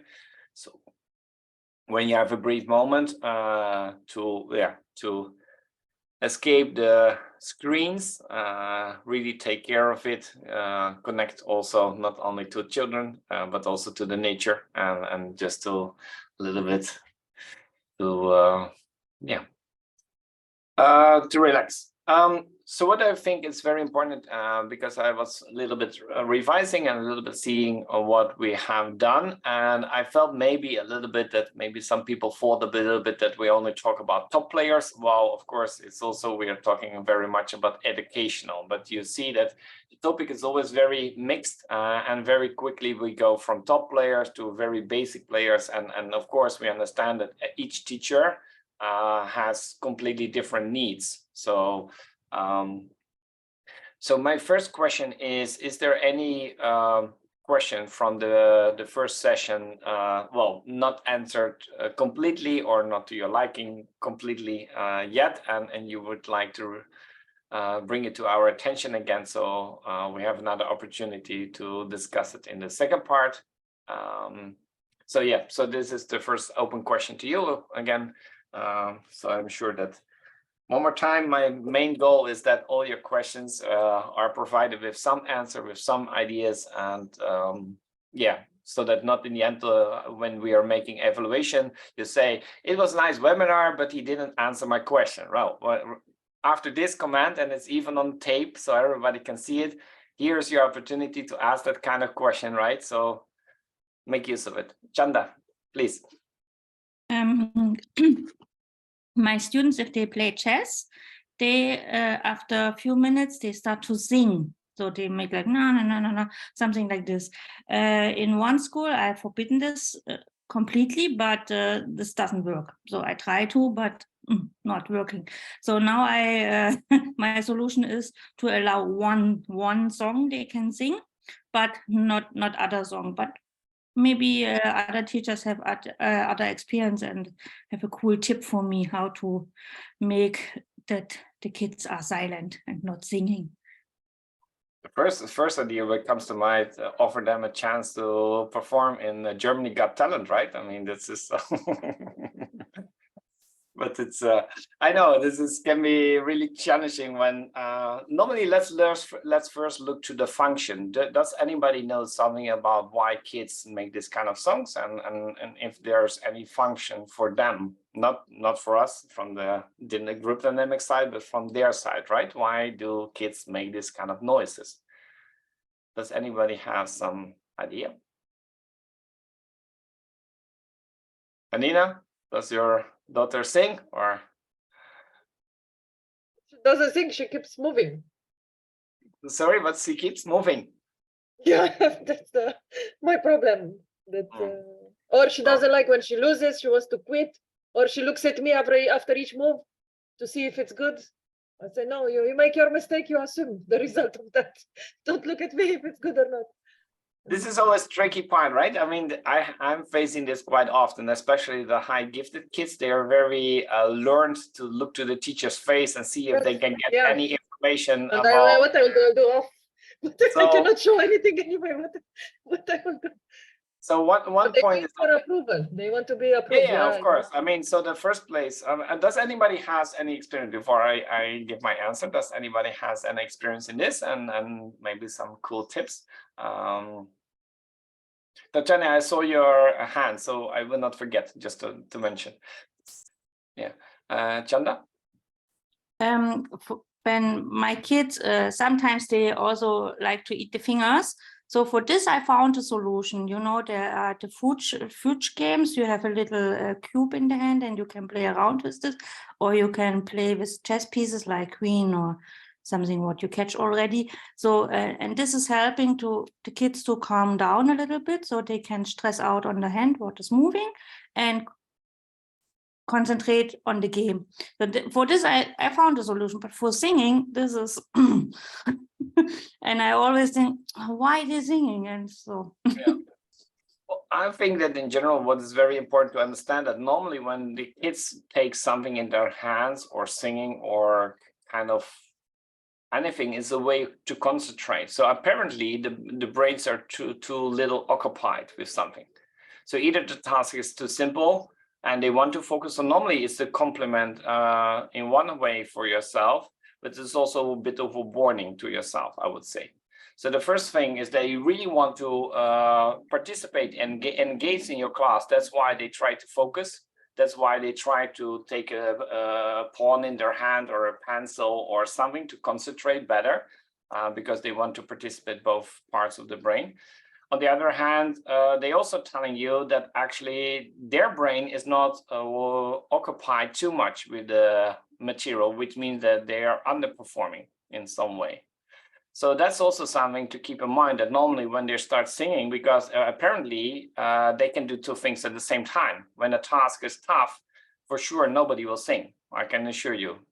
Of course, unless it's so difficult again that they can't solve it, that's maybe the other way around. But in general, when they really need all their attention, let's say when you're driving in a car and when, well, you're on the highway, you're almost in cruise control, you can sing any song. But imagine that you are in a traffic jam or there's a lot of roundabout or something like this, and there's a lot of traffic, you're not going to sing because you understand you need to focus, right? Okay, that means that next time if they start to sing, I put the clock on the side and then they have to play with clock. Yeah. Well, I mean, or something I try to, I see you, Sophia, I will come back to you. So what is maybe good is to try to think in a direction to occupy them a little bit more, to make the task more difficult, to keep them a little bit more occupied by maybe even placing the position on the board so that at least they have something more to do. I would say that's something I would try. First to see the first reactions and see if that's working in some way. Sophia? How old are these students that are singing in your class, and how many students do you have in the class? I what have time of day is the class? Yeah, usually I have it in the afternoon, so Okay. after all the school day, and I have about 10 to 14 kids, and they're between 7 and 11 years old. Okay, so they're slightly older. So usually it's one person that's encouraging them to sing, you know, with like, you know, I would call that odd behavior. Like I don't get that very often in my classes. Maybe they just don't, they know that's like not acceptable. But you can say, look, I have no problem you singing, and we can sing at the beginning if you want, and we can pick a song about chess, and you can make maybe some lyrics for me. Or I would do it at the end and I'll say, no problem again. I love hearing your voices, but let's either do it at the end and we can maybe, you can construct something, and you'll find that usually it's one person that's the instigator who doesn't want to be there maybe. And so that's a relief for them to sing, to start everybody else to sing. So, I mean, I love to sing for sure, but maybe in my classes that's not appropriate. But for them, maybe you can say, we'll do it at the end, but we'll make the song about chess and another reward again. But usually it's a behavioral thing. That's why they're doing it. And if there's some 11 and 10-year-olds, that means they're going to middle school. Maybe they don't like being with the 7-year-olds, and that becomes very tricky. So you have to find out which one of them is doing it. That's all. It's usually one. I stopped this speaking and everything during, let's say, solving time, trying to simulate for them tournaments. So I explained to them that in tournament hall, they have to be aware about other people around them. Like you're in class, but you are not alone. So if you sing, the person next to you cannot concentrate. So I said, okay, we play some tournament. Now we pretend we are playing like strong players, and we will apply all the rules of strong players. First rule, we have to be quiet, because we have to think. And you can give them to play any thematical tournament. You can create any position you like whatever will take their time. But by that, you will keep them at least 30 minutes quiet, because they will play some game, they will analyze after it, and then they will have, okay, maybe 5 minutes in the start to be quiet, then 10, then more, then they will start to be quiet. Because I created this, now we simulate chess tournament. First rule in the chess game, why it's heavy, you have to be quiet. You cannot speak during the game. It's playing hall, so we are quiet, we are professionals. Lexi, very interesting point you're announcing. So if you're saying we can make it a rule, but is there also another way how we can more or less let them understand what's the difference between training surrounding and tournament surrounding? What kind of alternatives or interesting, inspiring ideas can we have for that? Chanda? For speaking, I found a solution that's maybe a little bit crazy, but for very young players or young kids, and they just starting, they start to comment every move what they're doing. So, and I call it silent game. And if I say silent game, then the rule is if the opponent is saying anything or making any fancy, like they do sometimes, then you can catch a piece. Not the king, but you can take a pawn, the queen, the rook, whatever you want. So you win a piece if the opponent makes some. I know. I think I know which piece they will take, because. Yeah, but after this, if I say now silent game, they're really silent. That's what I love about it is that you frame, and I think this is very important. So you have different situations, and the situations are framed. So we have silent game, we have silent instructions, and we have, let's say, communicative, or we have discussion. So when you make very clear instructions, what is expected, and when you can talk and when not, because the more clear it is, the more they probably will stick to it, because they understand that everything has a limited time. So if they need to be silent, they understand that when they can talk again. So probably they can keep it maybe for a couple of minutes, but at some point they will explode, right? So there's probably some need also sometimes inside. So the more you clearly frame the differences, the better it is. The point what Lexi was making is also about tournament. You can make say in chess we are silent, but what's very often in the beginning, I feel like they don't have this experience, and they don't have also the feeling like, why should I want to be professional player, right? Because that's also something they need to want. I mean, we already used to it, we already went through it, so for us that's an argument, but for them I'm not sure if that's always an argument. And what could be interesting is, for example, we already discussed and we started in the beginning that we know to find their incentive, right? So what could be interesting is that I'm showing one video of poker, and she's playing a professional tournament, and I'm just asking, what do you see? And then they are describing poker. She's not talking, of course. She's writing down, she's making moves. Do you think she's enjoying chess? You can ask all kinds of questions. Do you think she's concentrating? Why do you think she can concentrate well? You can ask all kinds of questions about it. What actually is all about the right attitude, and maybe some of the things. Do you think those three features are good?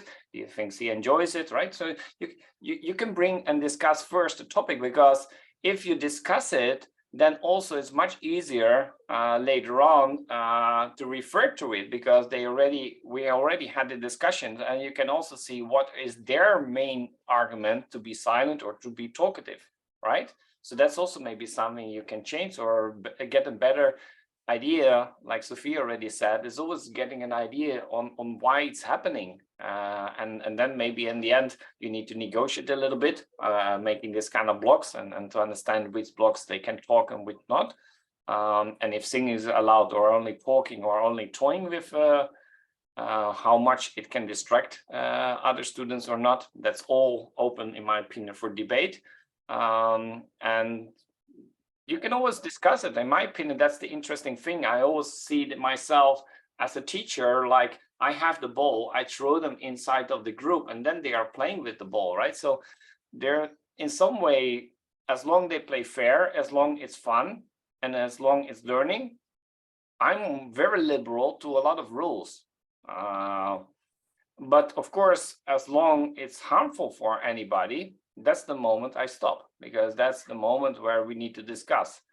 If it would happen to you, would you like to be that kind of person or something like this, right? So because then you need to understand that one right is kind of harming another right, and that's something to discuss, and then you can find a solution. But it's a quite interesting. To be honest, I never had so many singers in my group. I find this quite interesting, to be honest. In my opinion, I'm very liberal, because the point is that as soon they start singing or talking or doing any activity which I think that's not concentrating, for me that's a big sign. Actually, I need to stop talking, because I feel like it's just my instruction time is over. That's the kind of indirect feedback the kids are giving, and they need a change in form, or change in, and that could be a silent game, could be a change, but it could, because that's at least then they are focusing on doing something. But usually I try to make some kind of game or analyzing part where they need to be creative and cooperative, because then talking is allowed. And usually when they talk, they don't sing. Well, at least my experience, because they like to be talkative, and it's a bit weird when somebody's talking and you're singing back. I mean, that's I think most of the kids find it inconvenient. So I just try to understand always, like, what is the sign is giving me. So that's probably my first take. Anybody? Sophia? I've got a technique that we've been using in my classroom, and this isn't a curriculum class, but you can use it in an after school session with the age group of like 5 to 4th grade, which is like 10, where you stop and you do something for about 5 minutes where they're in that circle again, and they can be standing near their chessboards or they're in your room, and we call them energizers.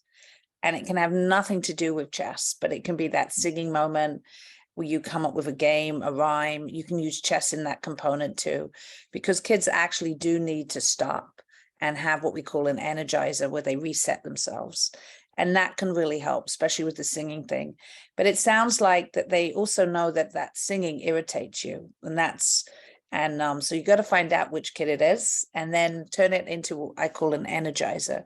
You can Google them. They're like, they're songs, they're mini games, and you can put chess as a component inside them as well.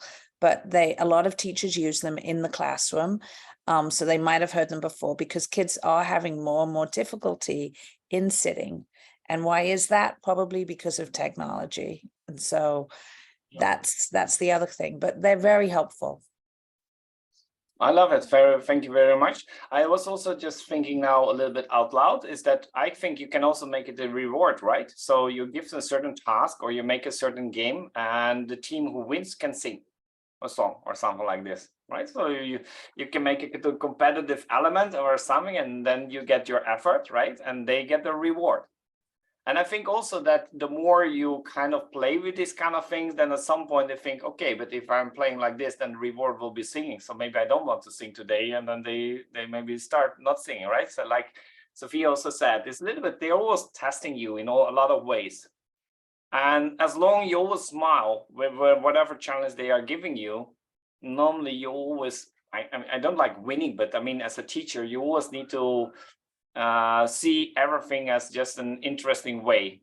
As long as you don't take it too personal, and you just see it as, okay, it's the way how they challenge me. The kid who was kind of rolling over the floor and not wanting to play chess, it's not about me, right? He is rolling, he has a difficulty with chess, and he wants me to restore it somehow. And maybe that's also why he's doing it, because he has no idea how to restore his relationship with chess. And his behavior is a kind of extreme way of showing, I have no idea how to make chess fun again. So please show me, or please find a solution for it, right? So I always see that everything is some kind of communicating. And when you understand that children are always communicating in a lot of ways, and you just have to find a little bit creative way from it, I think there's always solutions and there's always ways. But it's a lot of trying as well. Just try, experiment. And if you feel like this is working for the group and they love it at some point, I mean, you can also, you can make chess songs, but I mean, we also know that there's, let's say, some very famous songs like Macarena or something like this. And if you just say, today, before everybody starts to sing, we are doing Macarena, then suddenly they think, but that's normally what you've tried to prevent us from doing. And now you're doing it yourself. So then also the fun part in some way is away, right? So it's, as I said, normally when these kind of things happen, I just try a lot of things within my limitations. But like I said, you can put the energizer in front of something happening and you can do it afterwards, right? And but sometimes it's also good to do it in front and see what's the difference. Maybe if you start with this lesson like this, maybe it's less during the lesson. So maybe that's a way, and maybe it's a very good way to start the lesson, right? And then but as I said, I would always experiment with it and just see. I don't know, I'm always curious how kids react to things, and then I will start seeing what's next. Yeah, cool, thanks. Yeah, you're welcome. Tatiana, I know you have been waiting for a long time to ask. I just wanted to say, like, I was one of those kids that I could stand still, that was not a problem, but I got bored very quickly, and that didn't mean that I didn't have an interest in the lesson or let's take in the chess club or whatever. But I simply think there are children that need to have other needs occupied so they can actually focus on one thing.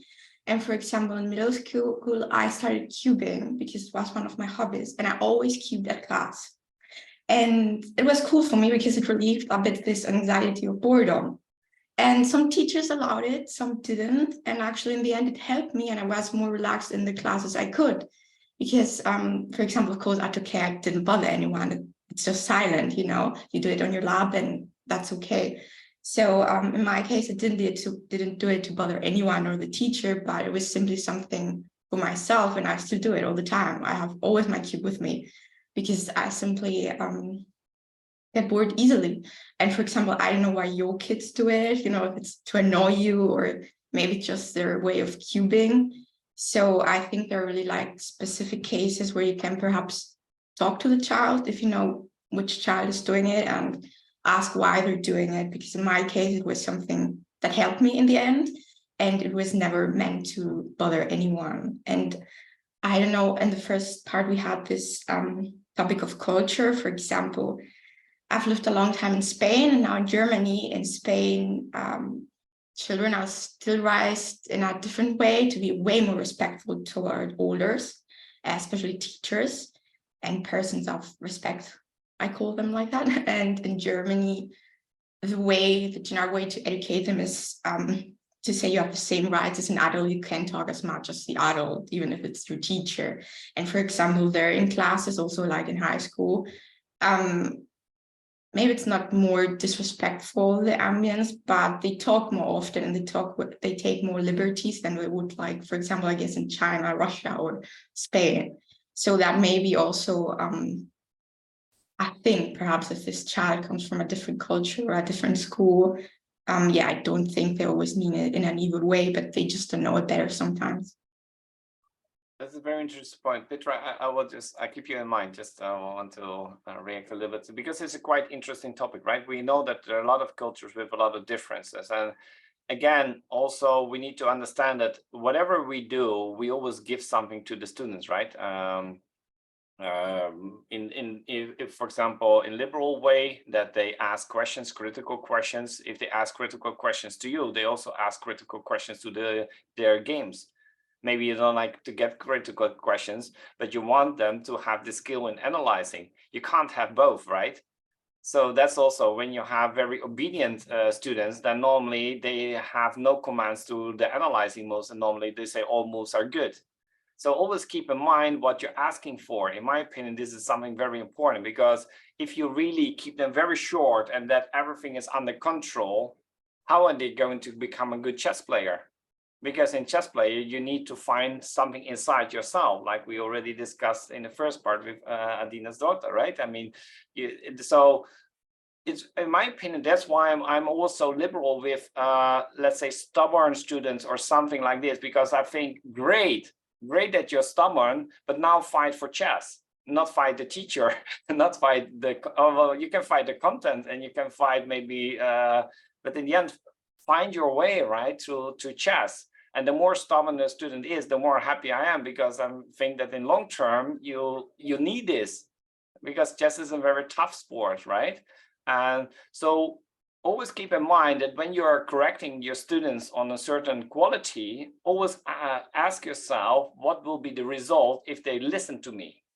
Because most of the time it's more dangerous that they listen to you than they don't listen to you. Because if they're really doing what you're asking for and they want to become a chess player, what kind of chess player will that be? And that's always I keep for myself in mind. Of course, sometimes they are really annoying and they really challenge you. I'm never keep in mind. But on the other hand, I always think that, and that's also what I bring back. If a person annoys me with a lot of questions, as I always praise them, this is a fantastic quality to become a good chess player.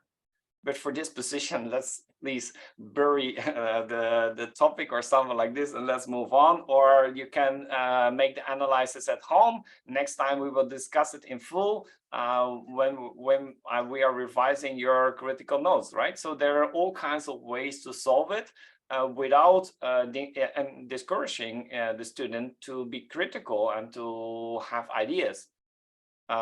What I do quite often as well, if for example, somebody is really stubborn with a certain idea and the idea is not good, sometimes I also stop this idea. But what I normally do is I try to find a variation where this idea could work.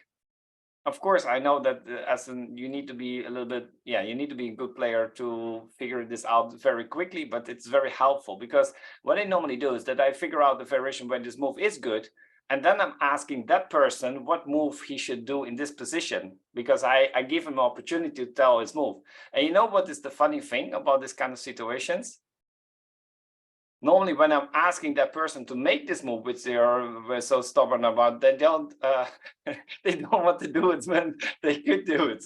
So, of course, after some time, the students who know me already longer, they already know that this move was the move he was saying all the time, because they know this is the kind of game I'm playing. But that's also because then you bring the fun element to a stubborn thing, right? And the more because chess is in the end is a game, and you want them to be playful, you want them to be creative and to have ideas, because you know, as a chess player, you need to have all these kind of features and skills. So that's why the more fun you bring into the lesson, and actually exactly that's why I was also telling to Chanda, at some point I would just bring the Macarena or whatever, just to in the beginning, just to frame something, let's say heavy topic where they feel at some point you're annoyed, and you bring it to some kind of fun element. And you do actually maybe the opposite. Maybe even you wear you write this kind of fun hat and you just make fun out of it, just to take the topic out. Because the interesting thing is, what I notice is that the earlier you take something out of this area where it could be a problem, the easier it is to move on. And we know as chess players, one of the things in learning is that you always need to move on, because we already discussed before, if you lose, it's so heavy for the chess heart. We all know it as chess players. Losing a game is so tough, and you need to learn to find ways to move on. So this is not only in lessons, but this is also a vital skill as a chess player. So to learn to move on and to forget about it. So ask yourself, what kind of person after losing a game? Well, this is maybe let's make a small group again and have some discussion also, just for ask yourself the question, what kind of person would you like to meet after losing a game? That's the question. Is the question clear? Kind of? Yeah. So the point is that, is it your good friend? Is it one of your parents? Is it one of your, I don't know, husband, whatever? Just anybody. Who do you feel most comfortable with to meet? Or who are you maybe not comfortable with? And then just make a small discussion. Okay. Let's make the groups.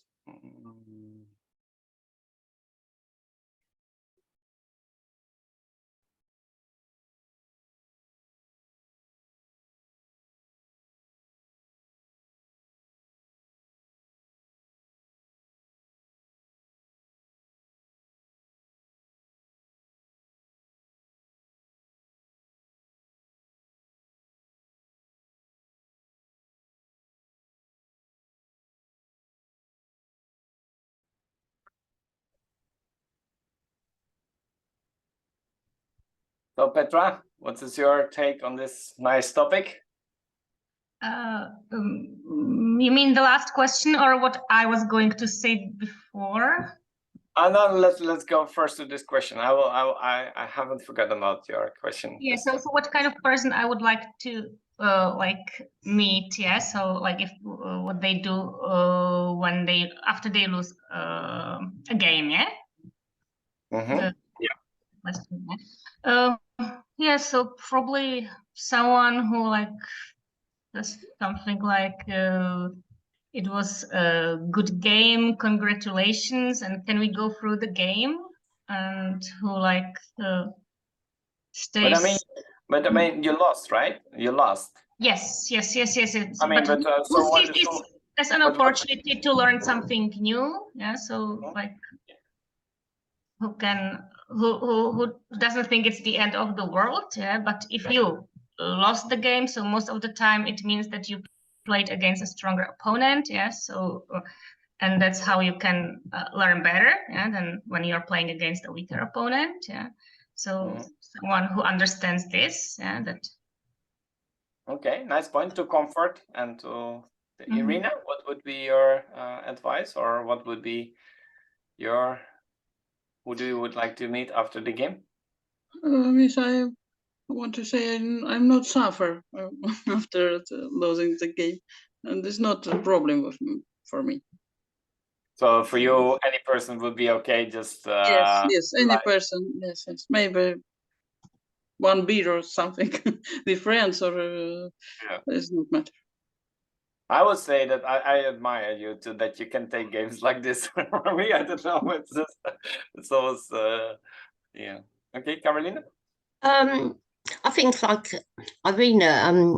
On generally, I mean, I don't play at the professional level, but generally, I'm okay losing. But if it's a really important game, for example, I think I not want to speak to anyone. I just want to go off for like 10 minutes and curse myself for blundering or something. Yeah. So the main point is that you try to discuss the game with them, right? Or just... No, sorry, I wouldn't want to speak to anyone. You don't. Okay. Yes, so I don't want to spend 10 minutes, half an hour by myself and recover. Yeah, this is very understandable as well. This is okay. Thank you. Petra, did your other question? Now we have still some time left. Just what was your other question before? Oh, it was not actually a question, it was a comment, but I can say it here as well, yeah, because it's something that my students do as well, yeah. So you said that the singing, that it was a little surprising for you, but for my students, it is also quite common that some of the students or even my children, they sing during the game, yeah. But in one of my lessons, I was really surprised when one of my students asked me if he could get out his knitting, because he was doing some puzzles and he was finding them hard, yeah, or maybe boring a little bit, yeah, but he wanted to do it was a student of Waldorf school, and at Waldorf they put a great emphasis on manual skills, yeah, so they do knitting from the very beginning, yeah. And so first I was very surprised, yeah, but when he asked me again, yeah, in a nice way, yeah, so I said okay, yeah, so let's give it a try. And he took it out, he started knitting, yeah, so he knitted for a while, yeah, then put it aside, then he did some puzzles, yeah, then he knitted again, and I think that he did much better, yeah, so in puzzles, yeah, thanks to knitting. So it's true that it's not like when you're knitting, you're not disturbing anyone, yeah, so it's not as disruptive like I don't know, loud singing, yeah. So I don't mind singing as long as it's like some kind of humming or something like that, yeah, when it's not too loud, yeah. But of course, if it gets too loud, yeah, so it's not good for the class. Yeah, that's always a little bit the debate, right? So how far can you allow it? And okay, you can discuss it till 2 minutes. I will just check another group and then we discuss it in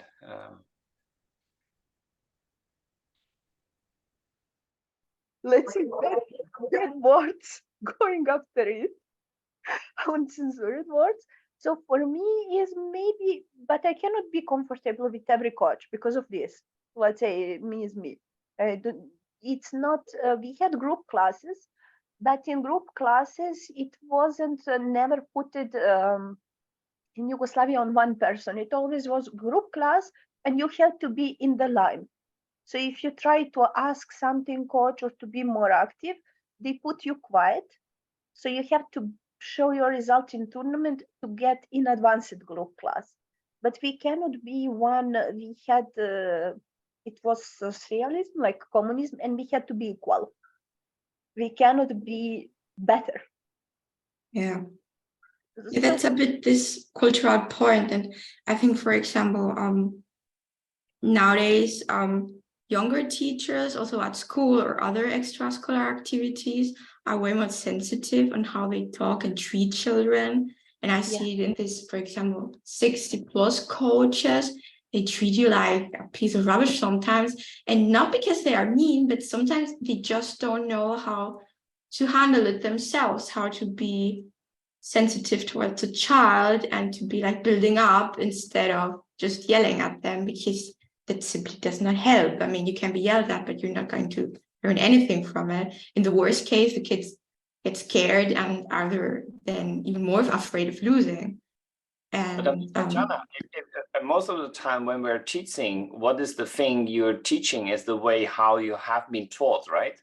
Yeah. I mean, we always have the same image that how your classes were, that's your image, or how you want it to be or how you don't want it to be, but you have no other reference than your own classes normally. That's why it's so important to go to other classes, to go to other teachers, so you have a broader experience and broader view on what could be. And when you're talking often about older persons, normally they have been teaching in some way for a lot of years and never saw something else, and that's important. Of course, cultural part is definitely also very very valid and very important in this matter. So I feel like even with the age and everything, even if they are an older teacher, you should still be able to read the room of the classroom to see if they are actually enjoying the lesson. Like if you are having your own approach and you do it in the shouting, like discipline kind of way, and you can see if they're enjoying it or not. Maybe some ages would actually really benefit from that, or if they're really competitive and they need that, then it's fine. But if they're still quite young, shouting at them would probably just be more discouraging than anything else. And I think that's why the coach is so important in being able to understand what the kids need. Yeah, it is. Very good. Okay, you can discuss it till a little bit like 3 minutes. I will still go to the last class to see how it's going there. Then we are discussing then in big group. Do you play? Yes, and for me as a child, I also never wanted to see my parents. I also didn't want to see my coach because he was very strict, and I didn't like that either. I liked to see my friends or my sister, and that's also what I see for my students. They also like to see their friends and play with them and not see their parents or the coach. But the thing is, we need to forget about the bad game, but still we need to learn from our mistakes. Like not completely forget and then repeat exactly the same stupid thing we just did. There is a limit between you forget, but you still keep in mind the mistake you did, so you don't repeat it. Yeah, but we analyze afterwards. So we analyze the next day or like a few hours later, but not exactly after the game. Is it for you, I mean, as an open question, do you feel like it's better to make closure with the game at the same day, or could it be better to be the next day? Or there's no difference? What's your take? In my case? Yeah. Or you ask Miriam? I just please. No, in my case, I can just winning or losing. I cannot just leave. I have to check the game right as soon as I can. The same day is better. The same day, because you remember everything you're thinking about. Me too. Otherwise, you ask the kids, why you did that move? Oh, I forgot. Yeah, Okay. yeah. Why or Translated what? 10 minutes ago. What's your... Yeah, for me, it's depend on when is the next game. So if it's a league game, so and you have the next game about 4 weeks later, then it's okay. Next day, 2 days, and so doesn't matter. But if the next game in the tournament is next day or even few hours later, then of course immediately. If we take one thing into consideration, would you change your mind or will you stick the same? If you think about the memory, what do you think is better? When we correct it the same day or when we correct it the next day? Same day. Or even 2 days later? I will never recollect everything after after one day. Except if we have double round, of course. I don't think we No, I have understand. time to... I understand. But in general, is the sooner you make a mistake to a learning point where you feel this I did good and there I need to pay attention to. So for me, it's always that a mistake has always two components. You always did something good, whatever you do. Only it was not consistent enough, it was not attentive enough, it was always something extra, right? But you did something good because, and also when really some game maybe for whatever reason went totally bad, okay, you said today is not my day. I mean, you can always have, let's say, one exception day where you just say, okay, let's eat pizza and forget about everything, right? It was not my game. But in general, I would always say that you phrase something like, for example, development, you developed well, but at this moment it's very important you develop this piece first because of that reason, right? So you try to always emphasize and increase the understanding why something is important by something they did already good, because they are much more attentive. Because if they become defensive, whatever you're saying, they are not listening. They pretend they are listening, but they're not really listening, right? Because so always the most important thing, we always, in the Netherlands, we have this kind of point like hamburger idea. So you say something good, then you have the real message, and then you say something good again. And of course, at some point, they maybe understand this. Sometimes you can make it a little bit more strict or maybe more direct. But in general, we all know that we remember things which are good. The brain simply cuts off everything what's negative. So when you don't change the negative into something positive, they will simply forget about it. And then you say, but we discussed it for over an hour. But if you don't take the negative out of it, the chance that they remember it is very small, because we know the brain works like that, right? Yeah. So always keep in mind that you need to make this negative emotion in something positive. I had one terrible game. I was in Moscow. I was playing the tournament and I just lost a crazy game. And then I was thinking, okay, what can I do? I can watch a movie and analyze tomorrow. I can do it straight away. And I did it straight away because I understood that I don't want to have this emotion tomorrow. And I know I will be fed up anyway if I watch a movie or not. So I better get a closure of this kind of game. Understood what the blunder, what it caused, what was good about my game and what wasn't. And then in the end, it was quite interesting that I said, I did everything good beside my attitude. I had an attitude problem in that game. I was too overconfident and I was kind of arrogant. And well, it's not something to be proud of, but if it happened, right? But actually, I should praise myself for the moves I was making. So in the end, because I was upset about the game, but I understood that tomorrow, actually about my play, technically seen, I shouldn't change anything. Just my attitude needs to be different.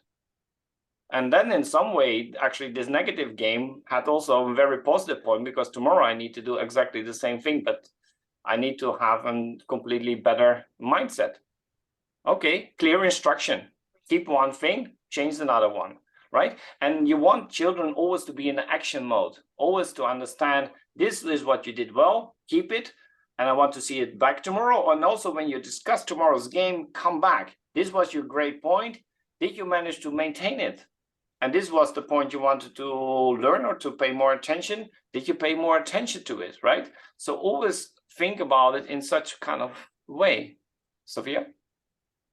It's called, there's fixed mindset and growth mindset, and kids in the beginning have a lot of that fixed mindset, and some of that is caused by parents, but growth mindset is using phrases all the time, that there will be challenges. There's one great book that I read, it's called Chess Improvement by Peter Wells and another co-author. You might want to take a look at that one. Have you read that one? No. Can you please repeat who is the author? Peter Wells. Peter Wells, okay. Yeah, it's a great book. Lots of good chapters and especially stuff in the classroom too. So, and it was good for me too. So I read that. But I always, when I was younger, when I was playing, I would want to analyze immediately. But I would want to analyze with people that I could talk to. And I definitely at some times in my early career, definitely had a fixed mindset on myself. And I was my biggest critic. And I really needed a coach that would be always positive about everything I did. And then the areas I needed to work on, be positive about that. Yeah, I think that's always the key point, right?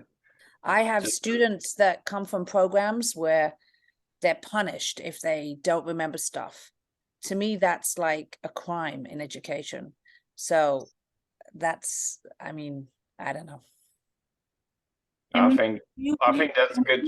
That's the good thing with chess. You already punished so much yourself already. I don't think you are. any other punishment. But that's my personal take. That's well, that's why that phrase hard fun, right? Hard fun.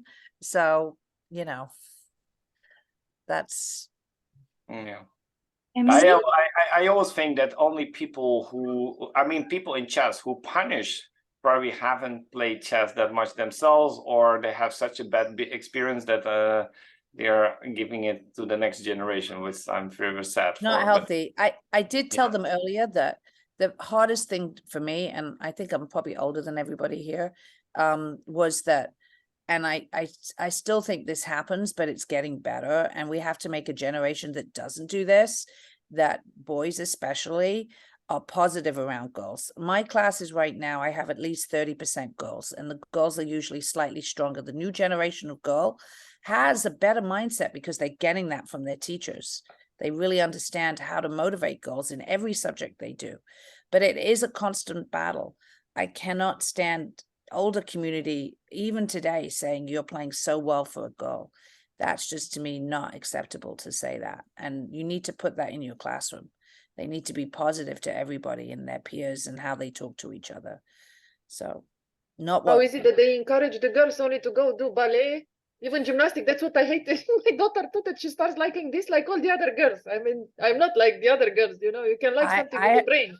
I hope to have people encourage them to that. Ballet, I don't know, drawing, these things, you know, like for girls things. It's well, I did ballet, I did chess, I did music, I did ballet. Yeah. So I could learn how to walk, right? And ballet is a discipline. I also did karate so that I could learn that if people attacked me, my mom had me doing a lot of stuff, right? And now as being a parent, you know, I've understood that those were given to me so that I could have life skills, right? So gymnastics is a discipline. You have to be focused. You can translate chess and your chess skills into your gymnastic skills. So same thing. Very good. Very good. Okay, let's go to the main group and see if we can collect a lot of interesting ideas.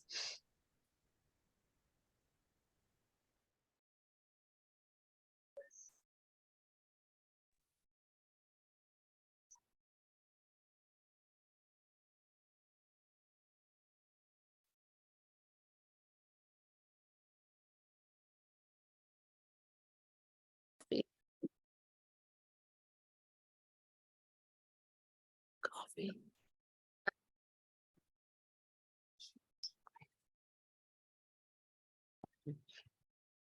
Oh. Oh. Ooh.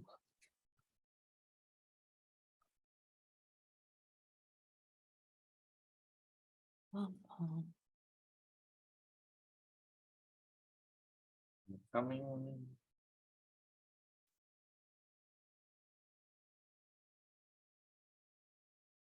Maybe in one group there's a big discussion going on.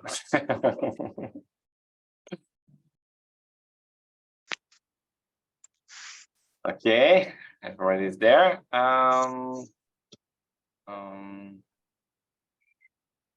Let's see.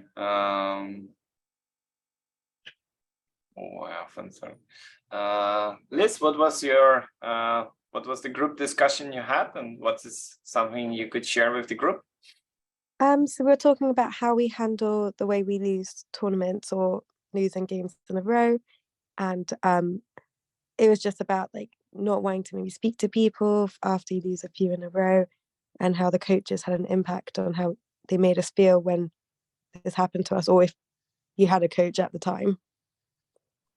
And yeah, I was just sharing that for me personally, like I stopped crying after my games after I turned about 12, but you still feel the kind of, you want to still not really speak to anyone moment after you lose a big game. So yeah, we were speaking about that.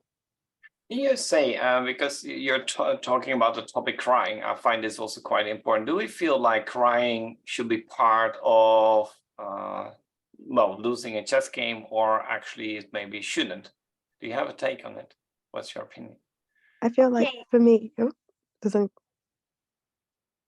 Yes, please go, Liz, please. And then we Sorry, okay, so for me, I always felt like especially when I was younger, until I was about 12, I would just not be able to control it. I would just be so sad about my game that I might just end up crying. And eventually it was just a pattern that I grew out of. I think I realized you just have to analyze your game. Like, it's not the end of the world. But at some point it was something that I just couldn't really control when I was younger. It was just a lot of competitiveness.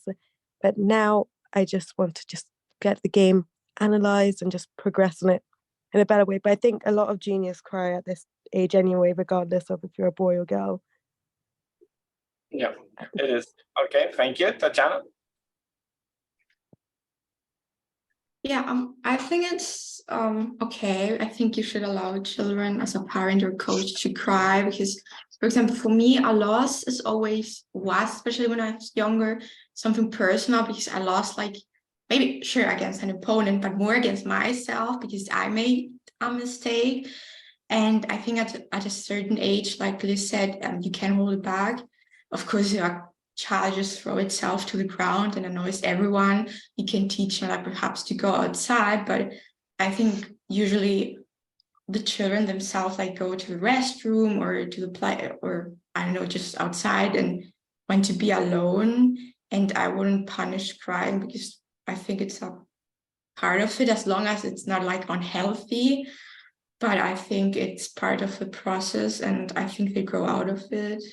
I mean, sometimes when I was a game now as a grown-up, I feel like crying, but I don't cry anymore.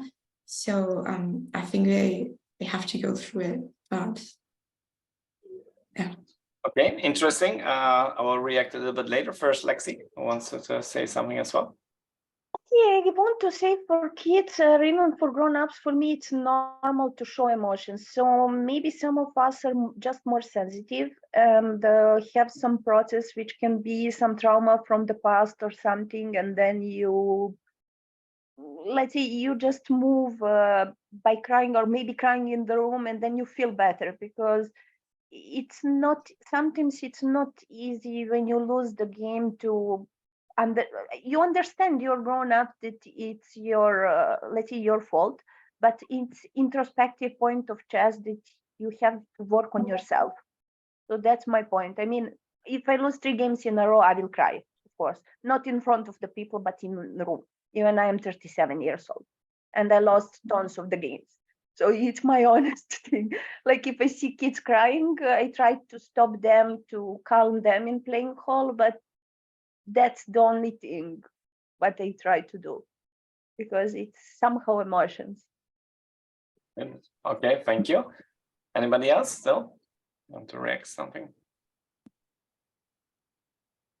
I think that in general, emotions are normally very good, but this is mainly said as psycholog more than a teacher or a coach, is that expressions need to be out, because that's a good thing. On the other hand, I think it's also very important to see what will cause the emotions, right? Because if a kid is crying and after he's completely exhausted and there's no energy anymore for playing next rounds, then also you can wonder if expressing this emotion during the tournament is the right place to do, and maybe you need to wait a little bit for after the tournament. That might be right if result required it. Another point which I find actually even more important is the technical part. I mean, if you lose a crucial well, game for losing a medal or some great goal you were working for, I feel that's a normal emotion, right? Because you were really, all this emotion for a long time are connected to your path to this kind of success, which probably even you achieved or you didn't achieve, but then the emotions will be released. But if you're just playing in a, let's say in a regular tournament, well, game in the chess club, that's not the place where you should have these emotions, because you're just learning, right? And if you're learning, why crying is a bit strange when you're learning. Crying normally means that you really hurt yourself towards a certain thing. And I think that's also important and part of it, because crying could give a sign that they are afraid of something. Because why normally when the kids is crying, people don't scream at crying kids, or they are not punishing kids. So crying could be a sign that they are afraid of something, and they try to avoid it because they try to create sympathy. So that's something I definitely would look first to, if this is a sympathy kind of causing behavior, or what is behind this behavior.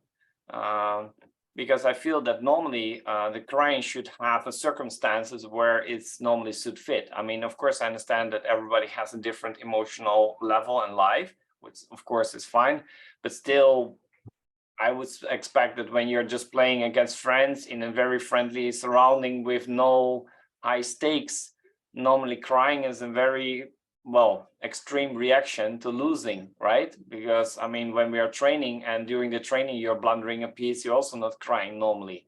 So that's so I definitely will look to with the child on creating a surrounding where it feels safe to learn, and safe that how I will react. Because if the person understands I will react in a positive way, and we're just looking on how we can do it better next time, I don't think the kid normally or child will cry, because they will understand that we're just learning, and they are more curious than afraid of a certain thing, right?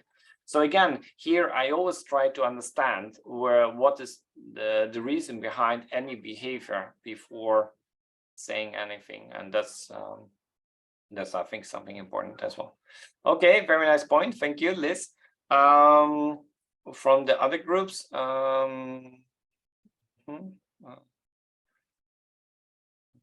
Petra, what was your what were the other points in your group? Yeah, we talked about different reactions. Yes, so that some people are sad, others are angry, or like I mentioned, for example, my son, yeah, so who often, when he loses a game, so he runs away, and sometimes we can't find him, yeah. So so then sometimes I would prefer if he just started crying, because then it would be easier, less dangerous, yeah. Okay, very good point. Thank you. Adina, what was your points from the group? My other students, they are coming to me when they lose, but my own kids, no, they run away. Of course, because I scold them in a different way. I mean, and my kids, I treat them like my normal students, but I cannot. It's not the same. You find it difficult for yourself to? I am more exigent with my own kids, of course, than with the others. Some, because the others, they are just there for fun. Some are, it's not the same relation. So when you're looking at it, I mean, and you look at it from educational part, what do you feel like, I mean, do you think about it how you would feel as a child before you say something to the child? Do you sometimes think about it? Well, me, I'm coming from Eastern countries. I don't know. I'm originally Romanian. I can say that the coaches are not delicate, you know. Even when I was adult, I got scared what they were saying after a bad game, you know. So yeah. I'm trying not to be like that, actually. At least everything I would say now, it's much better than what they told me when I was even older. I was almost grandmaster, and they were saying about the game like if I was a beginner, you know. So I'm not doing that now. I think that's one of the main points, right? So always try to understand. I mean, if you lose a game, and especially when you have played yourself, you know how at the moment you lost and you know you made a bad move, you already know it so much yourself. You don't need any feedback from anybody else to understand that you made a bad move because, well, I mean, especially when you're a good player. And I think that everybody, well, I think everybody on their own level understand exactly why the move was wrong. We are suffering already. We are suffering. Yeah, Yes, we will not add one more. So that's the biggest punishment you already can get, and the fact that you can't take it back, that's and I think that's actually one of the best things about chess, is that we are responsible for our actions. I think even nowadays in a lot of areas where I think people don't take responsible for their actions, I think that's also something very good what chess can teach us, right? So I always tell this to the students, but yeah, they don't like to hear it. No, of course, I mean, it's your move, you did it, not someone else. Yeah, exactly. but look, the other one did a bad move and he didn't get punished. Yeah, it's his luck. Yeah. True. And then you, I mean, I don't mind if they say they get away with it. I said also, yes, you maybe you get away with it also from time to time, but you want to avoid it when you don't, right? And also you want to punish them. So also that's your job, right? It's your job to punish him, and it means that you need to make certain moves. And if you don't make the certain moves, they will get away with it. So that's the way how we technically look to it. I also find it quite interesting is that when we are discussing games in hindsight, then I always say, should you be blamed for a certain mistake or not? Because sometimes we make a mistake and we definitely know that this is something I should be doing and I haven't been doing it simply because of discipline or something other obvious, right? And just you think, okay, it can't happen again. I really need to focus on this and give more effort. But sometimes you just feel like, okay, it was just a very tough moment and a very tough decision. And maybe next time, even if I do my best, I could make such kind of mistake. Sometimes you're simply lacking knowledge. And I think it's very important to discuss this with children if the situation was something new or it was something you already discussed and they were capable of doing it. Because that makes a huge difference, right? So the more you kind of also explain in details what exactly was causing this mistake and what could be done about it, and also making the difference between the mistakes, already gives a much more refined idea that just is bad game and or it's a good game, and that's it. Because I don't know what about you, but if I ask my student, how was your game? What is the most common answer from them?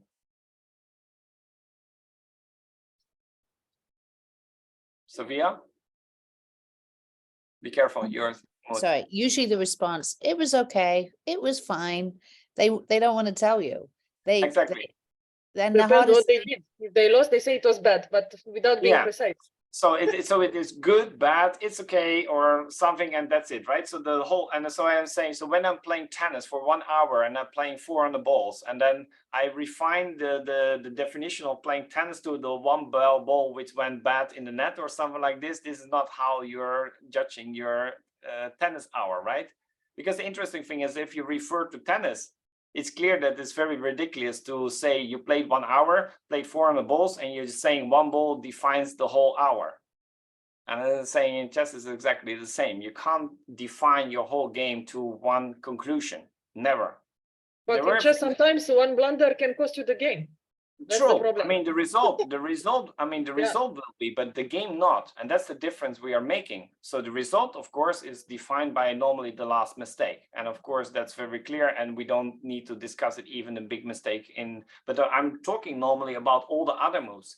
And what is kind of interesting, I don't know what's your experience, but my experience is that when they play a tournament, how many games do we need to analyze to understand how did they play the tournament? It's an open question. So if they play, let's say, a 9-round tournament, and you want to analyze their good and weak points of that tournament, how many games do we need to define more or less or analyze, make conclusions about this tournament? How many games do we need? Half of them? No? I think it's even I'm analyzing all of them anyway. But the point is that I think that I normally need only 2 or 3 of the game, because you have one brain, you think in one way you solve it. And you're just in the winning games, your good points were strong enough to beat your opponent, or in whatever way it was good enough. And when you lost, your weak points were punished too much comparing to your good points. So in general, what's kind of interesting is that, for example, if you have, for example, a lack of understanding of the center, normally in all the games, that point will be seen. Only sometimes you're punished for it, and sometimes you will get away with it. But the point, the main point will be the same thing. And so what is for me is always very important is that when you analyze, only 2-3 games are defining. And I'm always saying, if you give me winning game, losing games, I will draw the same conclusions.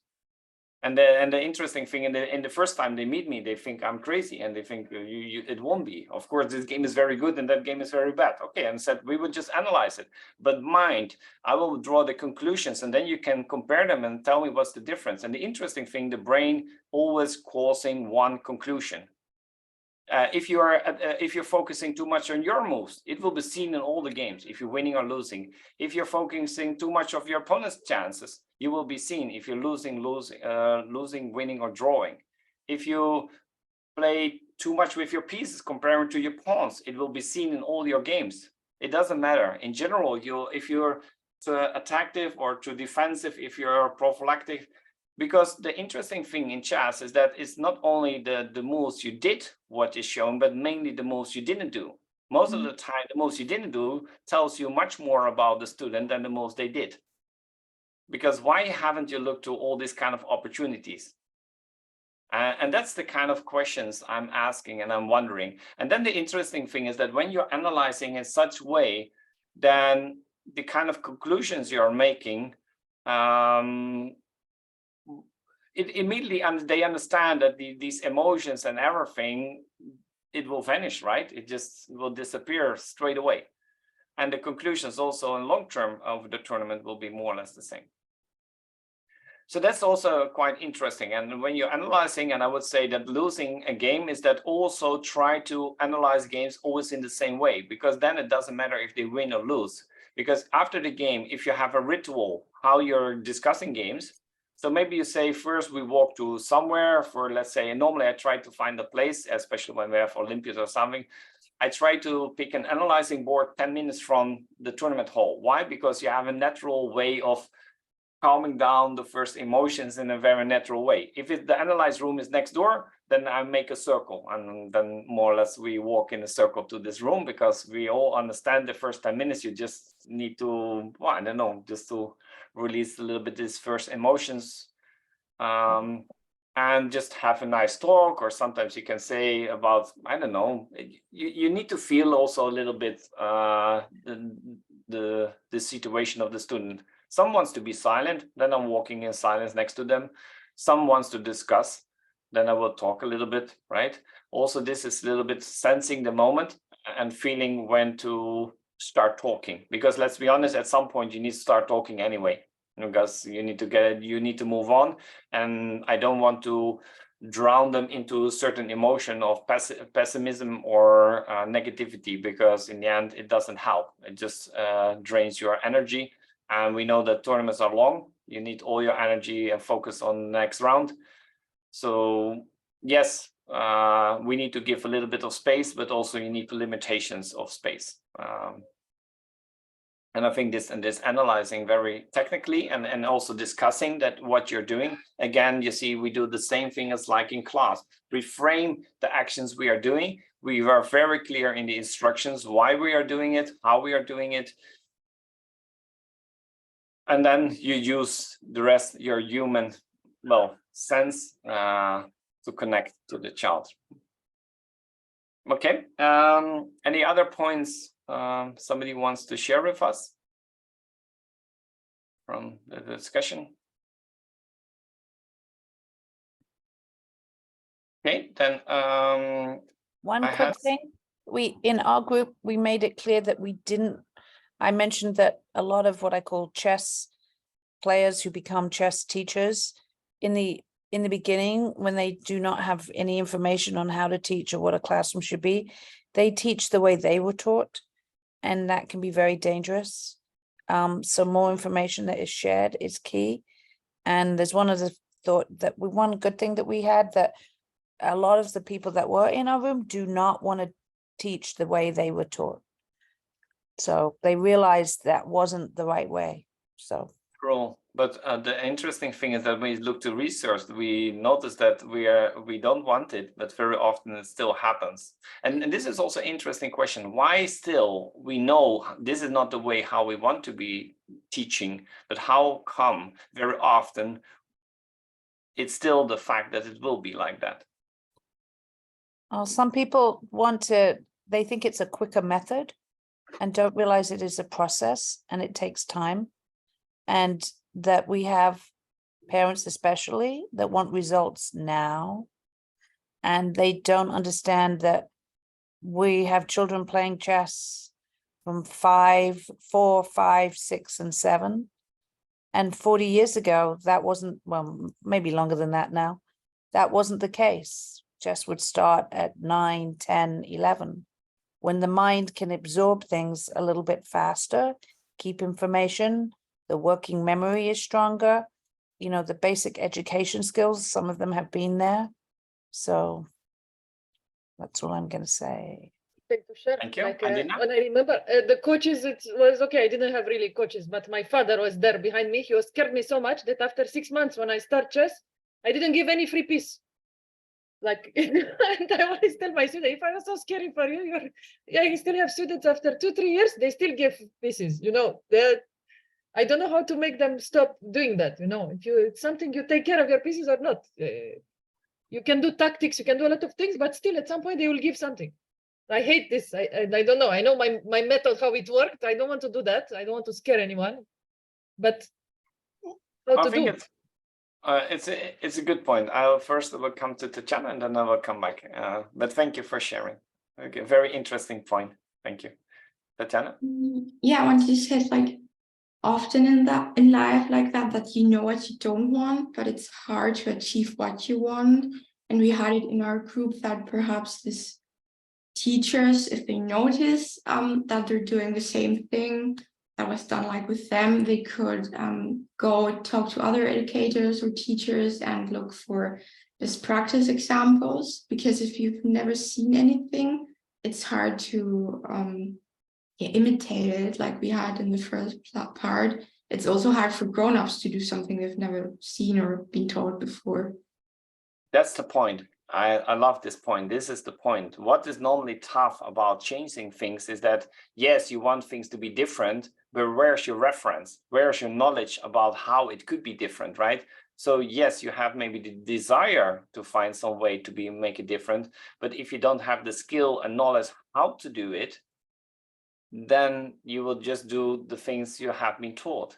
And that's something very difficult. And we also need to understand that when Adina is telling kids are giving away pieces, normally that's a technical thing. And of course, punishment can be a way of getting. The question is, do you every single time they are not doing something using this kind of method? We know that, yes, in one way they will be pressed to a certain thing, but at what cost? Cost. I mean, for example, Magnus Carlsen, do you think he had a father behind him standing with a stick? Or do we feel like Magnus had a different father? Right? And I know that it's a very difficult question because we have probably now a world champion, which definitely came from a different culture than Magnus Carlsen with more liberal European education. So I'm very aware that there's no one procedure for sure. I'm very modest in it, especially also in there are a lot of, probably most of you know that I'm a very big fan of the chess step methods, but let's be honest, there are so many world champions which never have seen it as a step method. So yes, there are other ways to teach or learn chess in a very good way. I think only the chess step method is very good for groups. I mean, for when you have a big group where there's a lot of kids with a lot of differences, then probably this method works best.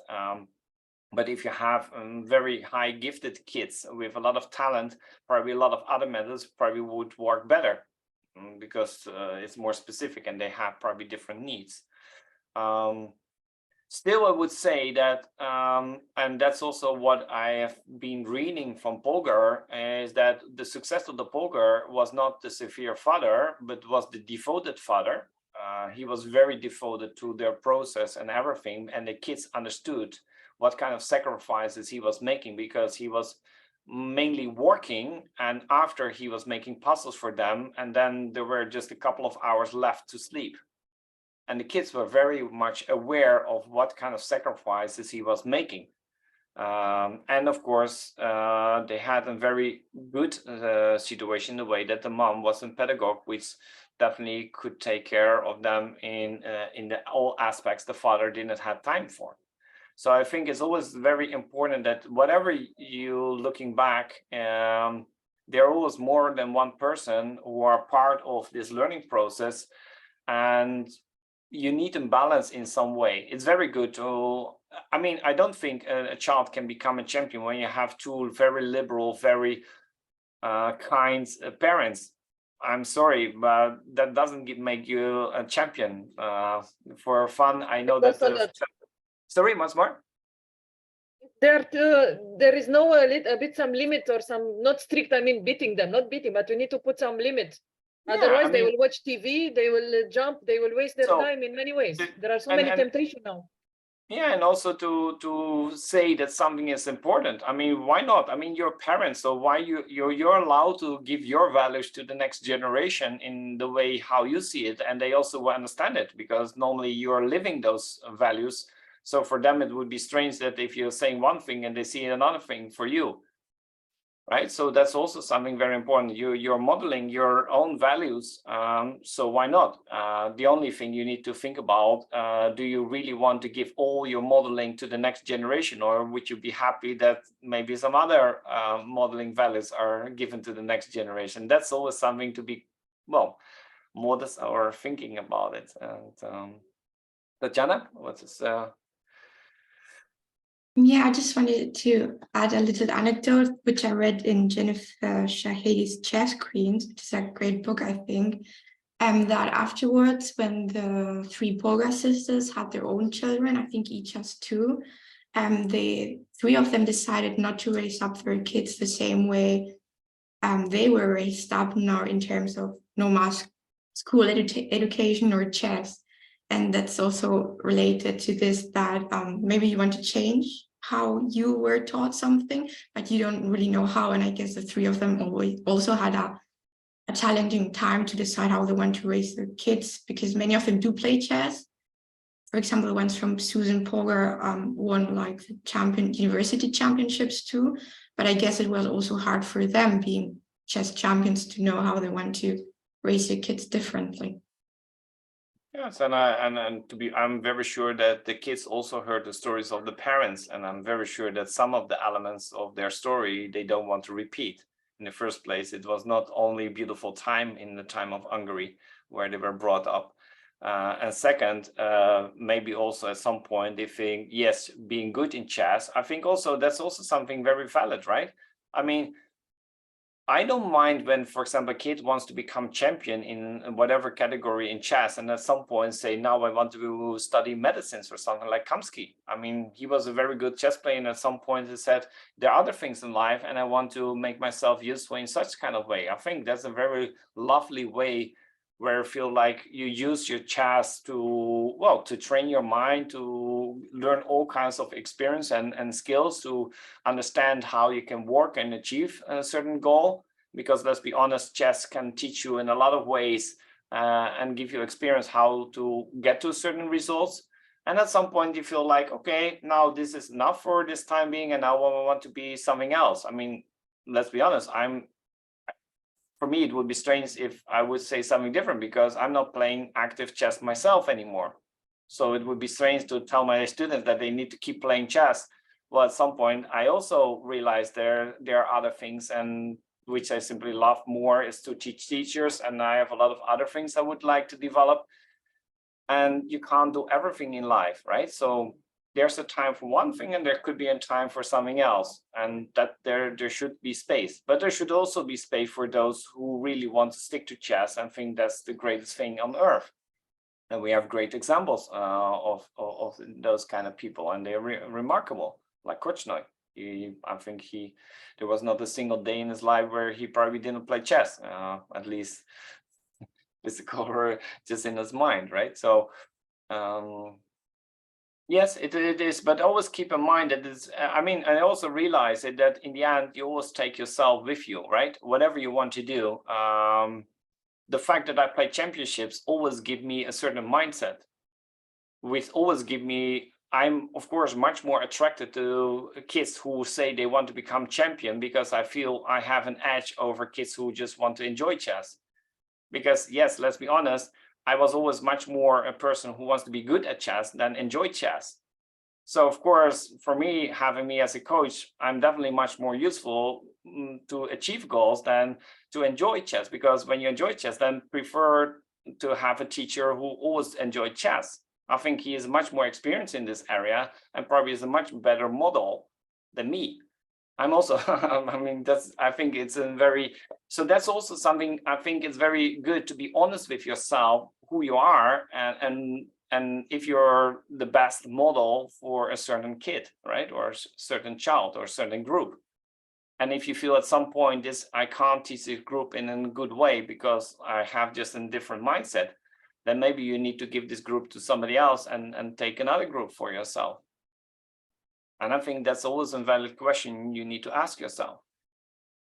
And I don't think it degrades yourself. It just, yeah, you specialize yourself in a certain way. It doesn't mean that you can never, well, teach a group with which are just making fun because you have business and at some point you also want to maybe make some income. But the main point is that in the end, you need to understand where is your extra value, because that's the first question to any business you're creating, is that why your business is allowed to exist. So you need to have something which gives that value. So you need to understand what is your selling point, what is your specialty. And I think that, and that's always the good thing, because then you stay the closest to yourself. Right? Okay, I think we leave this topic because we still have one interesting topic I want to share with you, and that's this explicit direct instruction. And the first question is that does anybody know this kind of method, or are we all more or less from learning from scratch? Just curious. Somebody heard about it. So this is about explicit direct instruction. Does anybody ring a bell? If not, all fine. I'm just curious if somebody was aware of it. If not, then I will instruct it. And actually, this is also what this direct instruction is about. It's about that normally when you're giving a lesson, very often you notice you're asking what is the goal of a certain lesson. And of course, when you know your group, then normally you also know that open questions about the lesson can't be asked. So if you have a lesson about double attack, you can't ask the group what's the double attack, because they have no clue when it's correct, right? So first you give an example, what is a double attack, or what's the use of the double attack? So you start in this block. That's where we start. Well, you have your preparation, and in the preparation phase, also in start of lessons, you're talking about the objective of the lesson, right? So the first part is always that you explain. And like I said, I normally, when I start about this objective of the lesson, I never start with the chess part. I always start with something related to what they understand. For example, if it's a double attack, so what could be something of a learning world from the child? How we can relate it to something, a double attack. What is? Fork. Sorry, except that the forks, they have 3 teeth. I call it the barbecue fork, you know, the one with 2. Okay, yeah, 2, yeah, why not? Yeah, absolutely. They know that when you have fork and I mean, so for example, you eat fries. So how do you want to eat fries? One at a time, or do you want to eat more at one time? So how can you do it? Well, with a fork. Okay, so today we're going to eat how to eat fries, right? Perfect example. And immediately everybody is engaged because everybody likes fries. So everybody's hungry already in eating all these pieces, right? And a lot at the same time. I always tell them this, you need to be hungry when you play chess. Always look for pieces around. They like this. True. So that's one thing. I actually, to be honest, I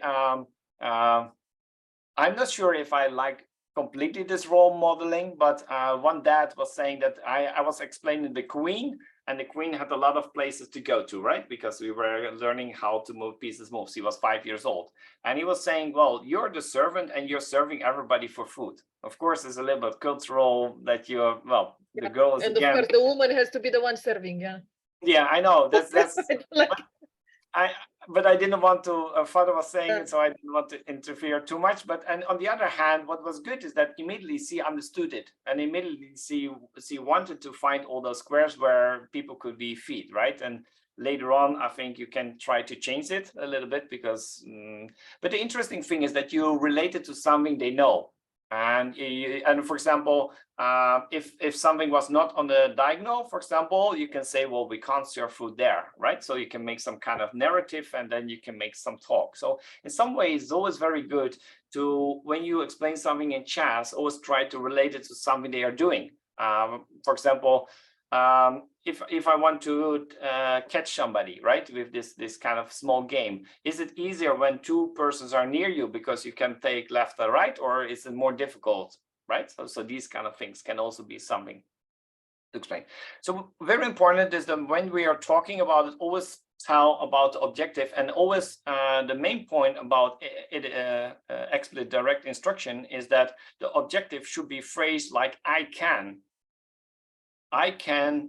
give a double attack. I can give a definition what's a double attack. I can give an example what's a double attack. So you phrase all the objectives to something they can do. What could be the good thing about phrasing it like this? Evie, what do you think? What could be good about phrasing learning objectives in I can?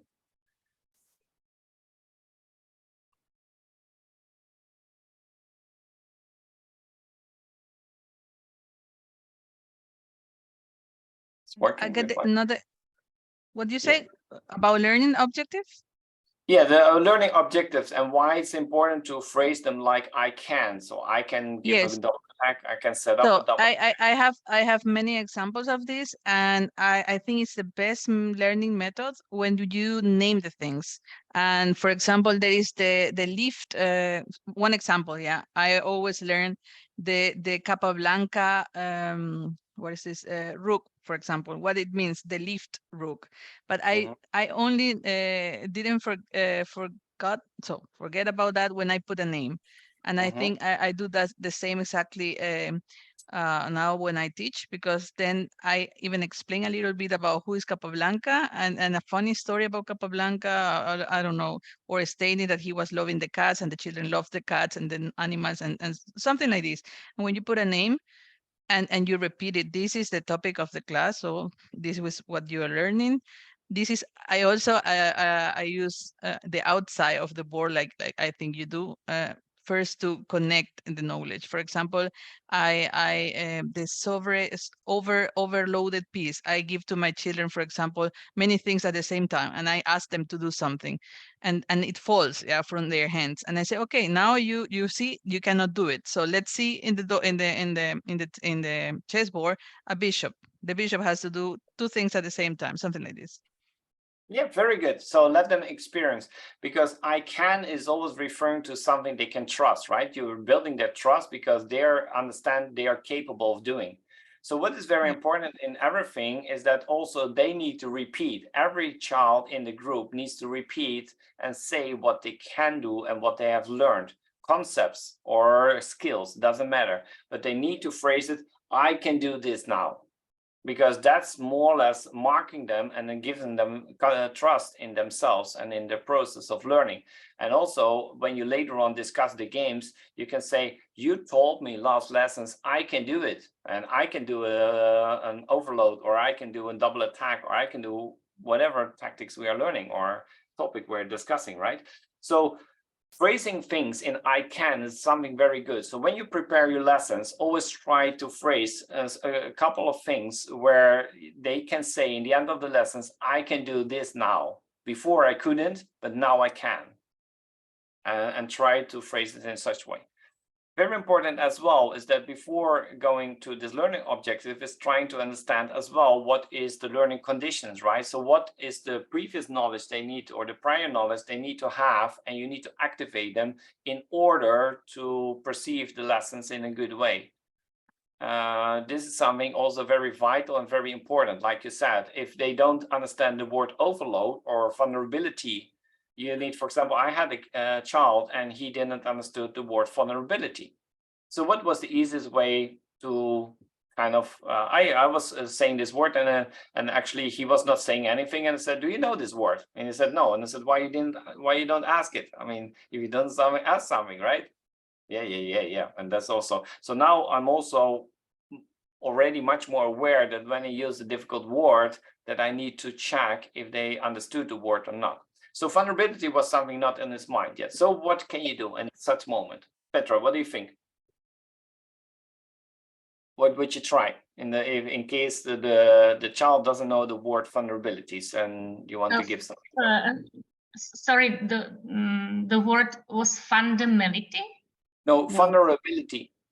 Vulnerability. Vulnerability. Yeah. Okay. That, like talking about chess, that some piece is vulnerable, yes, or something like that. Yeah. It is in the steps and in the chess tutor. I know I had a problem with this word. I didn't know even to explain it very well. I know when something is weak, but for the children, I know this. Many children, they say, what's that vulnerability? I showed them a cup, and then I'm saying, what will happen if I drop it on the ground? It breaks. And I said, that's vulnerable because things which are strong are not breaking. So, so the interesting, and then I'm asking, do you know something else what could be vulnerable? Well, then they are saying that there's something like a phone or some device, right? They are also more vulnerable. Paper could be because you can tear it, right? So in some way, some other things they think, okay, they are not that vulnerable because they probably can drop, but they are still at once, they're full.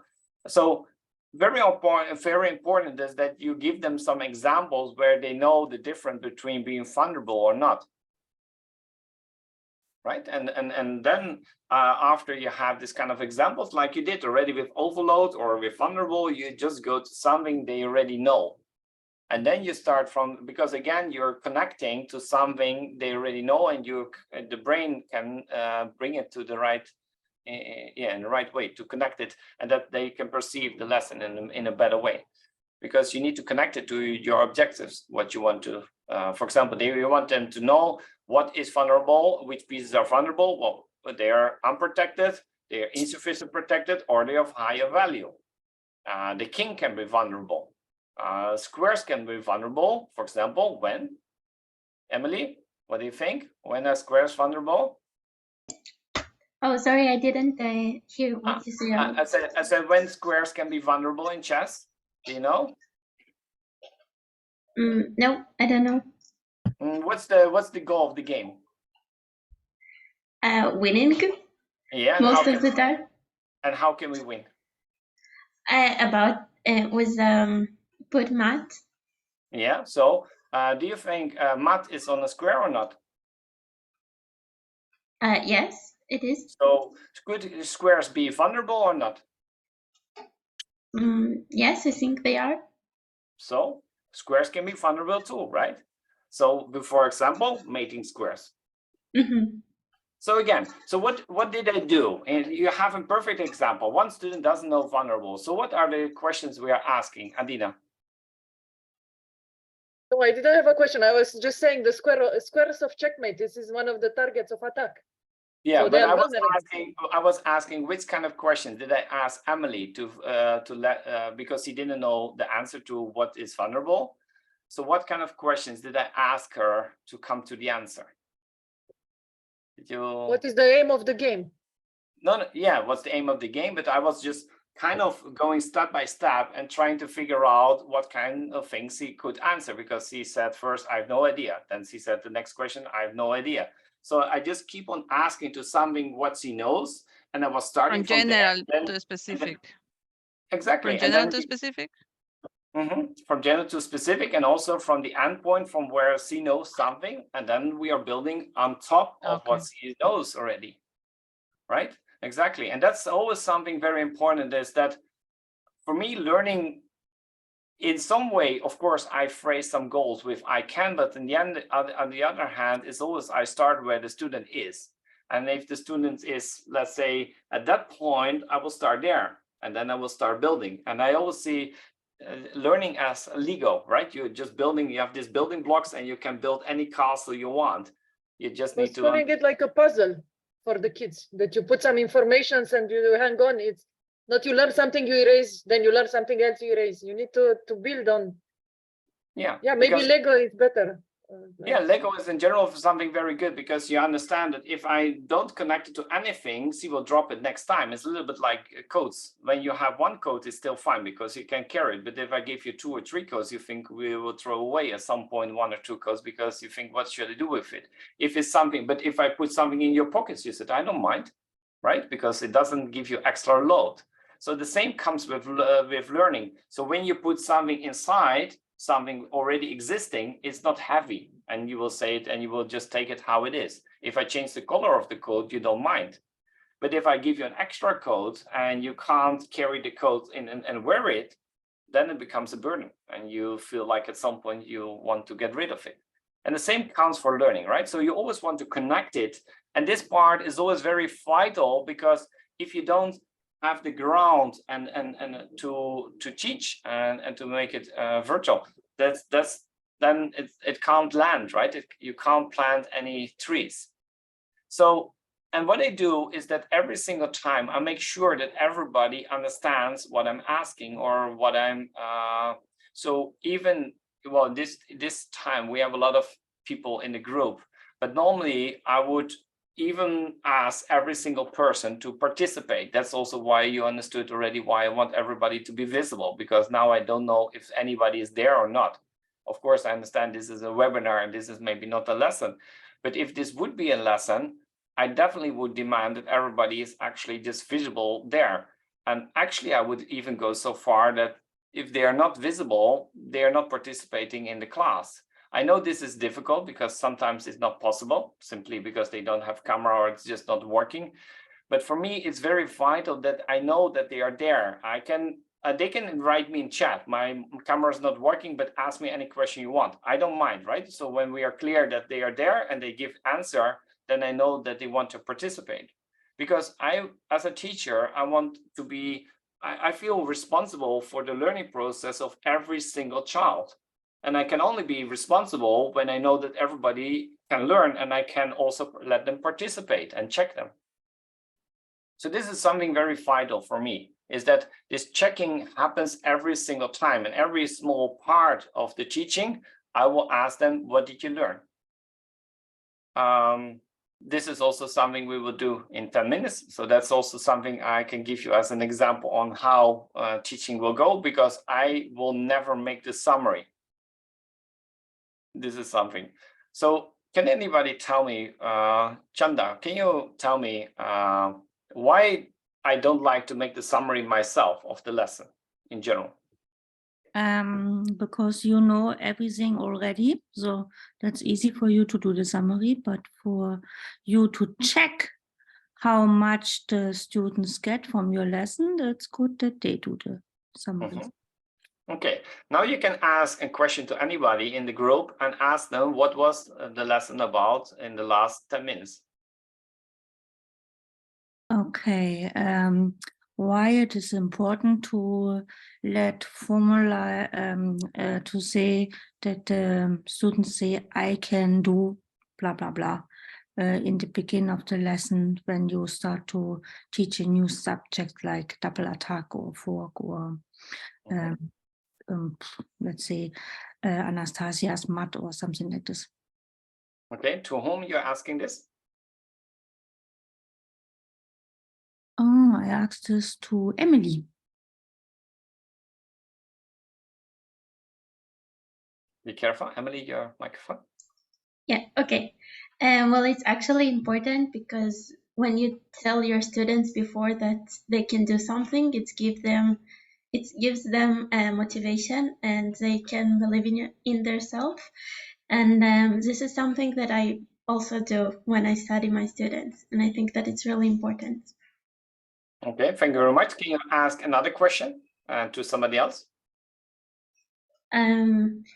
Why is that important to connect the lessons that you're gonna explain about to something that they are already know? For example, Petra? Okay, I think it's important for several reasons. First, to get the children interested in the topic, yeah, and also to make them more confident that they can learn something new because it is related to something they already know. And then I think it's also for them easier to remember in the long term. Okay, thank you very much. Miriam, why checking the understanding is important to do to all the children? Because it's important that every child knew what the topic was, and also it's a responsibility of the coach that every student participate and learn chess or learn the things we do in class. Mm-hmm. Yeah, and also to be sure, right, that everybody is participating. Yes. Yeah, thank you. Very good. Eli, you're there, right? Or Yelena? I don't know which name I should use. You there or not? Fash, are you there? Hi. Yeah. So what is the nicest thing about making a summary like this with the group? Sorry, what do you mean by summary like this? Like asking each other questions? Mm-hmm. I guess it gets everyone involved. Yeah, I think it's useful because, yeah, you get everyone involved, and it's useful to know like how other people think about things and what their strategies are. Mm-hmm. And what is the difference with when I would say it? I mean, what are we missing and what are we getting for more information if we do it in such a way? Sorry, I don't quite understand what you mean by what we're missing.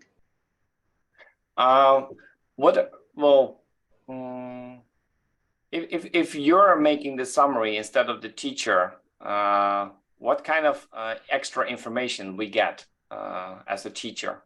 What kind of extra information the students get when you're making the summary instead of me?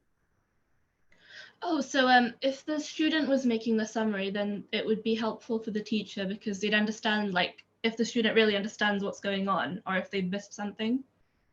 Whereas if the teacher is always explaining it, then the student might not quite understand what they're saying and they might like have the wrong idea, but as a teacher, you don't know that they've got the wrong idea. Mm-hmm. Okay, that's very useful. Anybody, another point which could be very useful?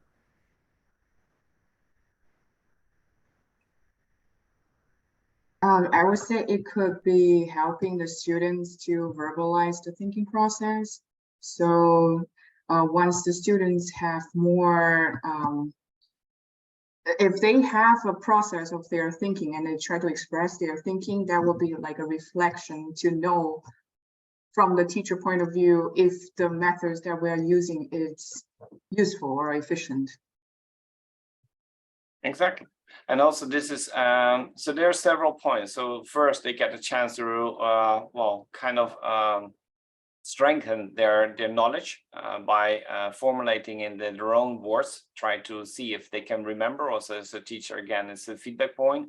Also, it could be useful for other students to remember or to see that other students maybe also have difficulties to remember it, right? At some point, it could be also comforting, like I'm not the only one who has maybe some challenges to remember it.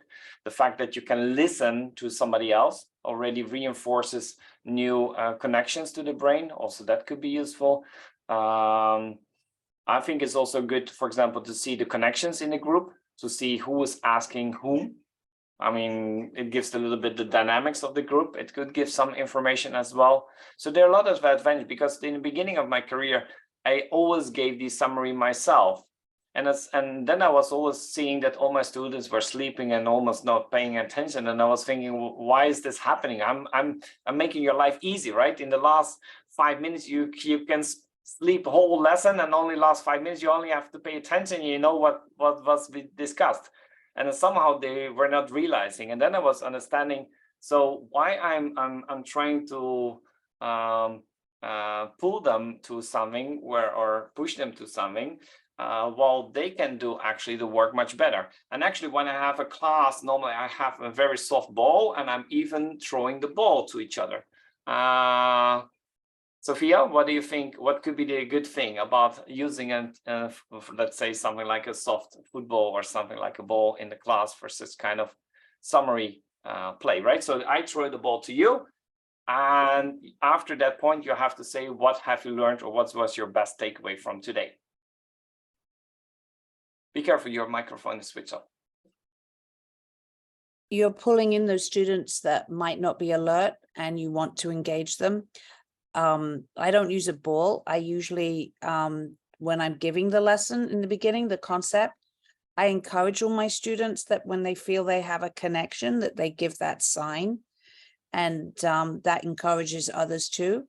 I've always, I learned very quickly that I needed the students to give a reflection at the end, so that did I explain the concept, or where that student was in their understanding of that concept and how they would explain it. Some would repeat, some would actually say it slightly differently, so that I would learn from that too. That was my instruction effective enough? It did take me a while that I would always try and teach too much, and that I had to stop doing with my expectations. And reflection is always at the end, is always a good way to end your lesson, and you have an end part to it. So that's always helpful. Thank you. Very good.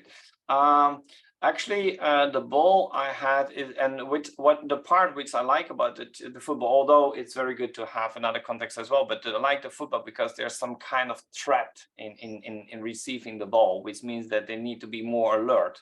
Automatically by the ball, they need to be alert. Of course, I always say they need to name the name first, because I don't want to hit anybody from to the head, right? So always you need to name first and throw in a friendly way in the beginning. That's something like a clear instruction. But the good thing is that I try to engage also this moment and this alertness by the ball, and also by the fact that they often need to repeat the point of the previous person. That's also something very interesting, because the more kind of new elements you're bringing in, the more they need to be attentive to what has been said, right? So if you need to repeat and you can receive the ball and you never know when to receive the ball, then you always need to pay attention, because there's no way, because you don't know when you will get the ball. So that's also, so and normally most of the students like the ball, but I realized that age is very important, because if they can't catch the ball, then it's dangerous. So yeah. Of course, so when they're very small, I do it with a virtual ball. Then anyway, it more or less is the same way, right? So then you have some kind of virtual ball, and you still need to catch it. And you need to repeat the previous point, because that's the way how I do it. One yes, other sir. thing that I think is key, I try and identify really quickly the levels of the students in there with their past information. And what I call a student that might be struggling, I always try and find a confidence question in the reflection that I know that they will be able to get the answer, because that is key too. So that's very important. I mean, the points of I can. Another interesting thing how everybody can give an answer is that you use a whiteboard, because if you write down on the board I can, and you write your objectives, then in the end of the lesson they can just simply read from the board. So those who don't want to be creative and just want to say something very good, and because they don't like mistakes, for example, you can write the things even at the board, and they can just read it, right, or retell. And that's also I use a sticky board, like I have one whiteboard where they can write a little note, and they put up sticky notes too. And that causes lots of fun because we use the chessboard, a small demo board, and they can put answers there too. That's always a lot of fun if we can fill it up. Okay, very cool. Thank you. Chanda? Some days when I come to my class or the kids come to me, I see it's not possible to teach them in the class because there are too many children, they just want play. And in this moment, I set up a table and call it a teacher table. And every kid who likes to learn something on this day can come to the teacher table and have a kind of private lesson. So I maybe have then 3 or 4 kids around my board and teach them like private, and the other kids have to play silence. And yeah, that works very well because then I just really have only the kids who are interested and not the kids who are playing around with some fancy things and not interesting.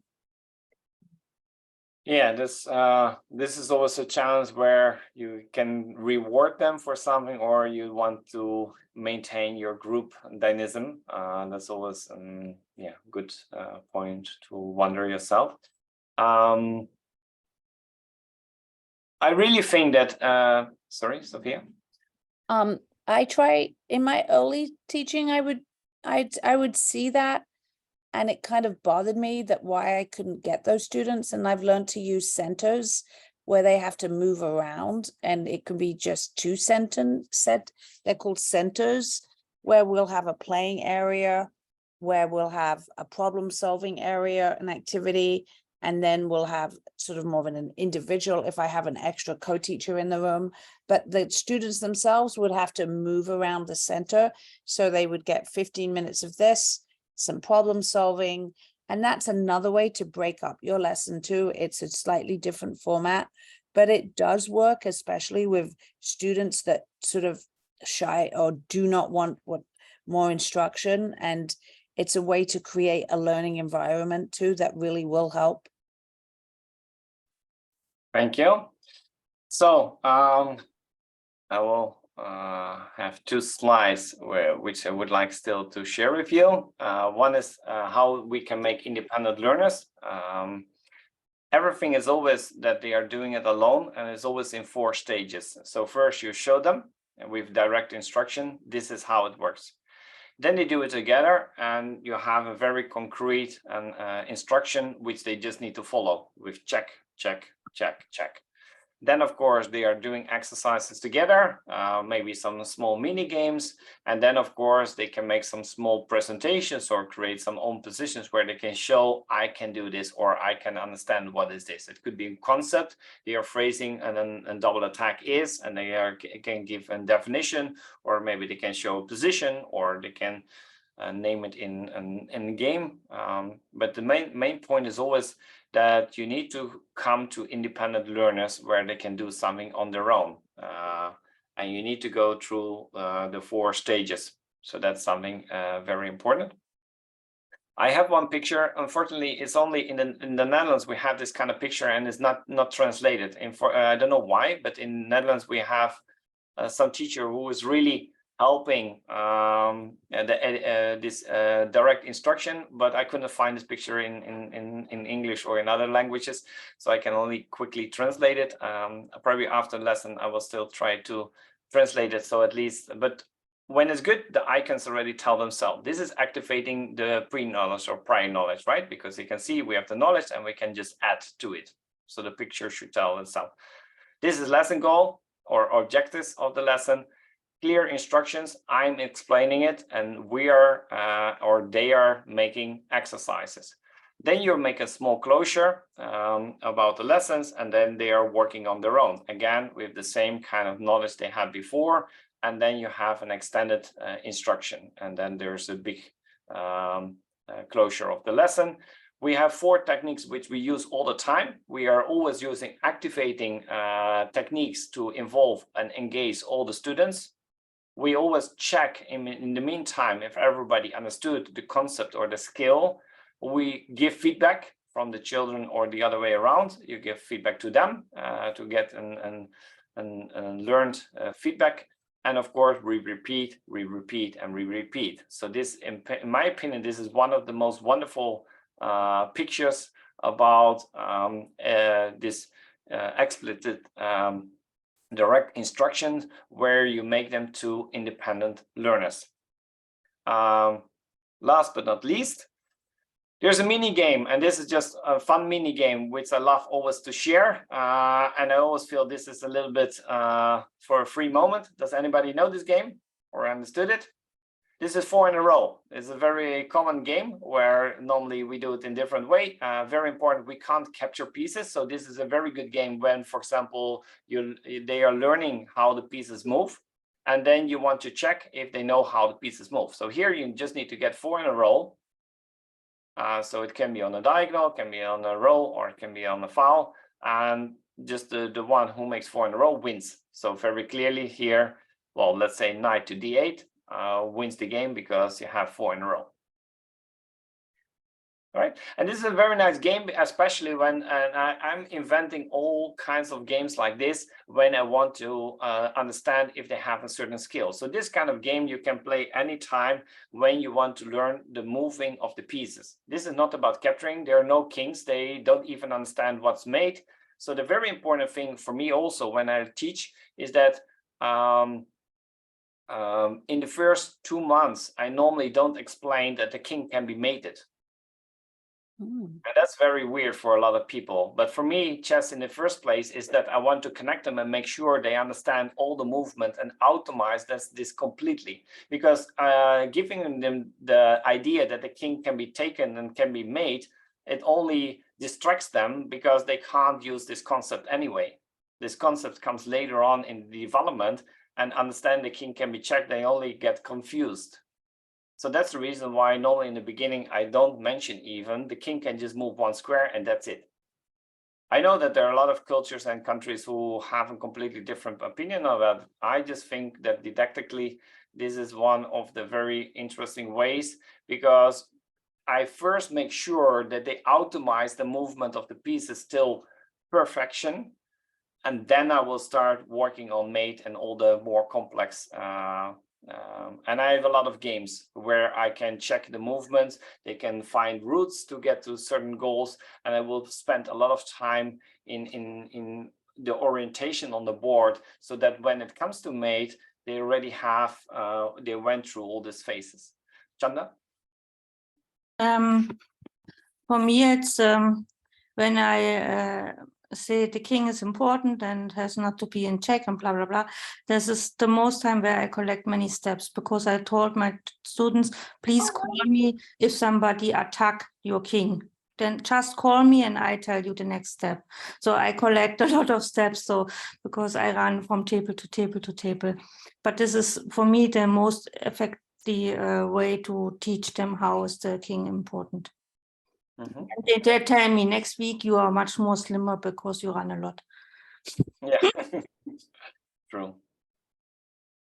Okay, I want to thank you very much that you could stay till the end. I know it's lovely weather and probably very hot weather all around us.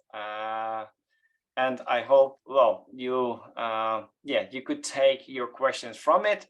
If in any case there are questions left or something, I will leave my email around or phone number where you can always just text me directly if you have any questions left. I'm more than happy to answer them also after the course.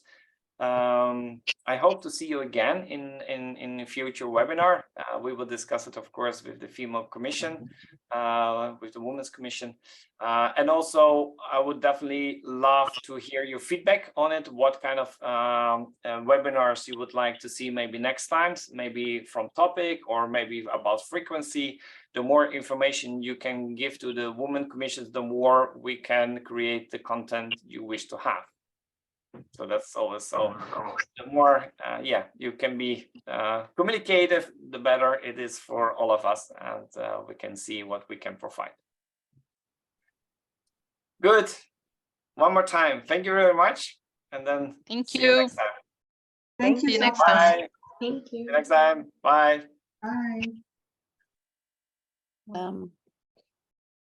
Job in your presentation, look at exercises, because if you made a spelling mistake, Okay, I will do. you're just tiny little bit. Otherwise, thank you so much. It was. Thank you it so was much. great. That's great. Thank you. Bye. Thank you. Thank you. You're welcome. Bye. Bye. Bye. Are you going to send a survey? You will, right? I'm sure you will. Yeah, I think I will. At least I will mention it to the commission. So I think I will. So I hope we will. Yeah. Thank you for hosting today. Thank you for allowing me to Thank come. you. Okay. Take Thank care. you. Bye. Thank you so much. Be well. Be safe.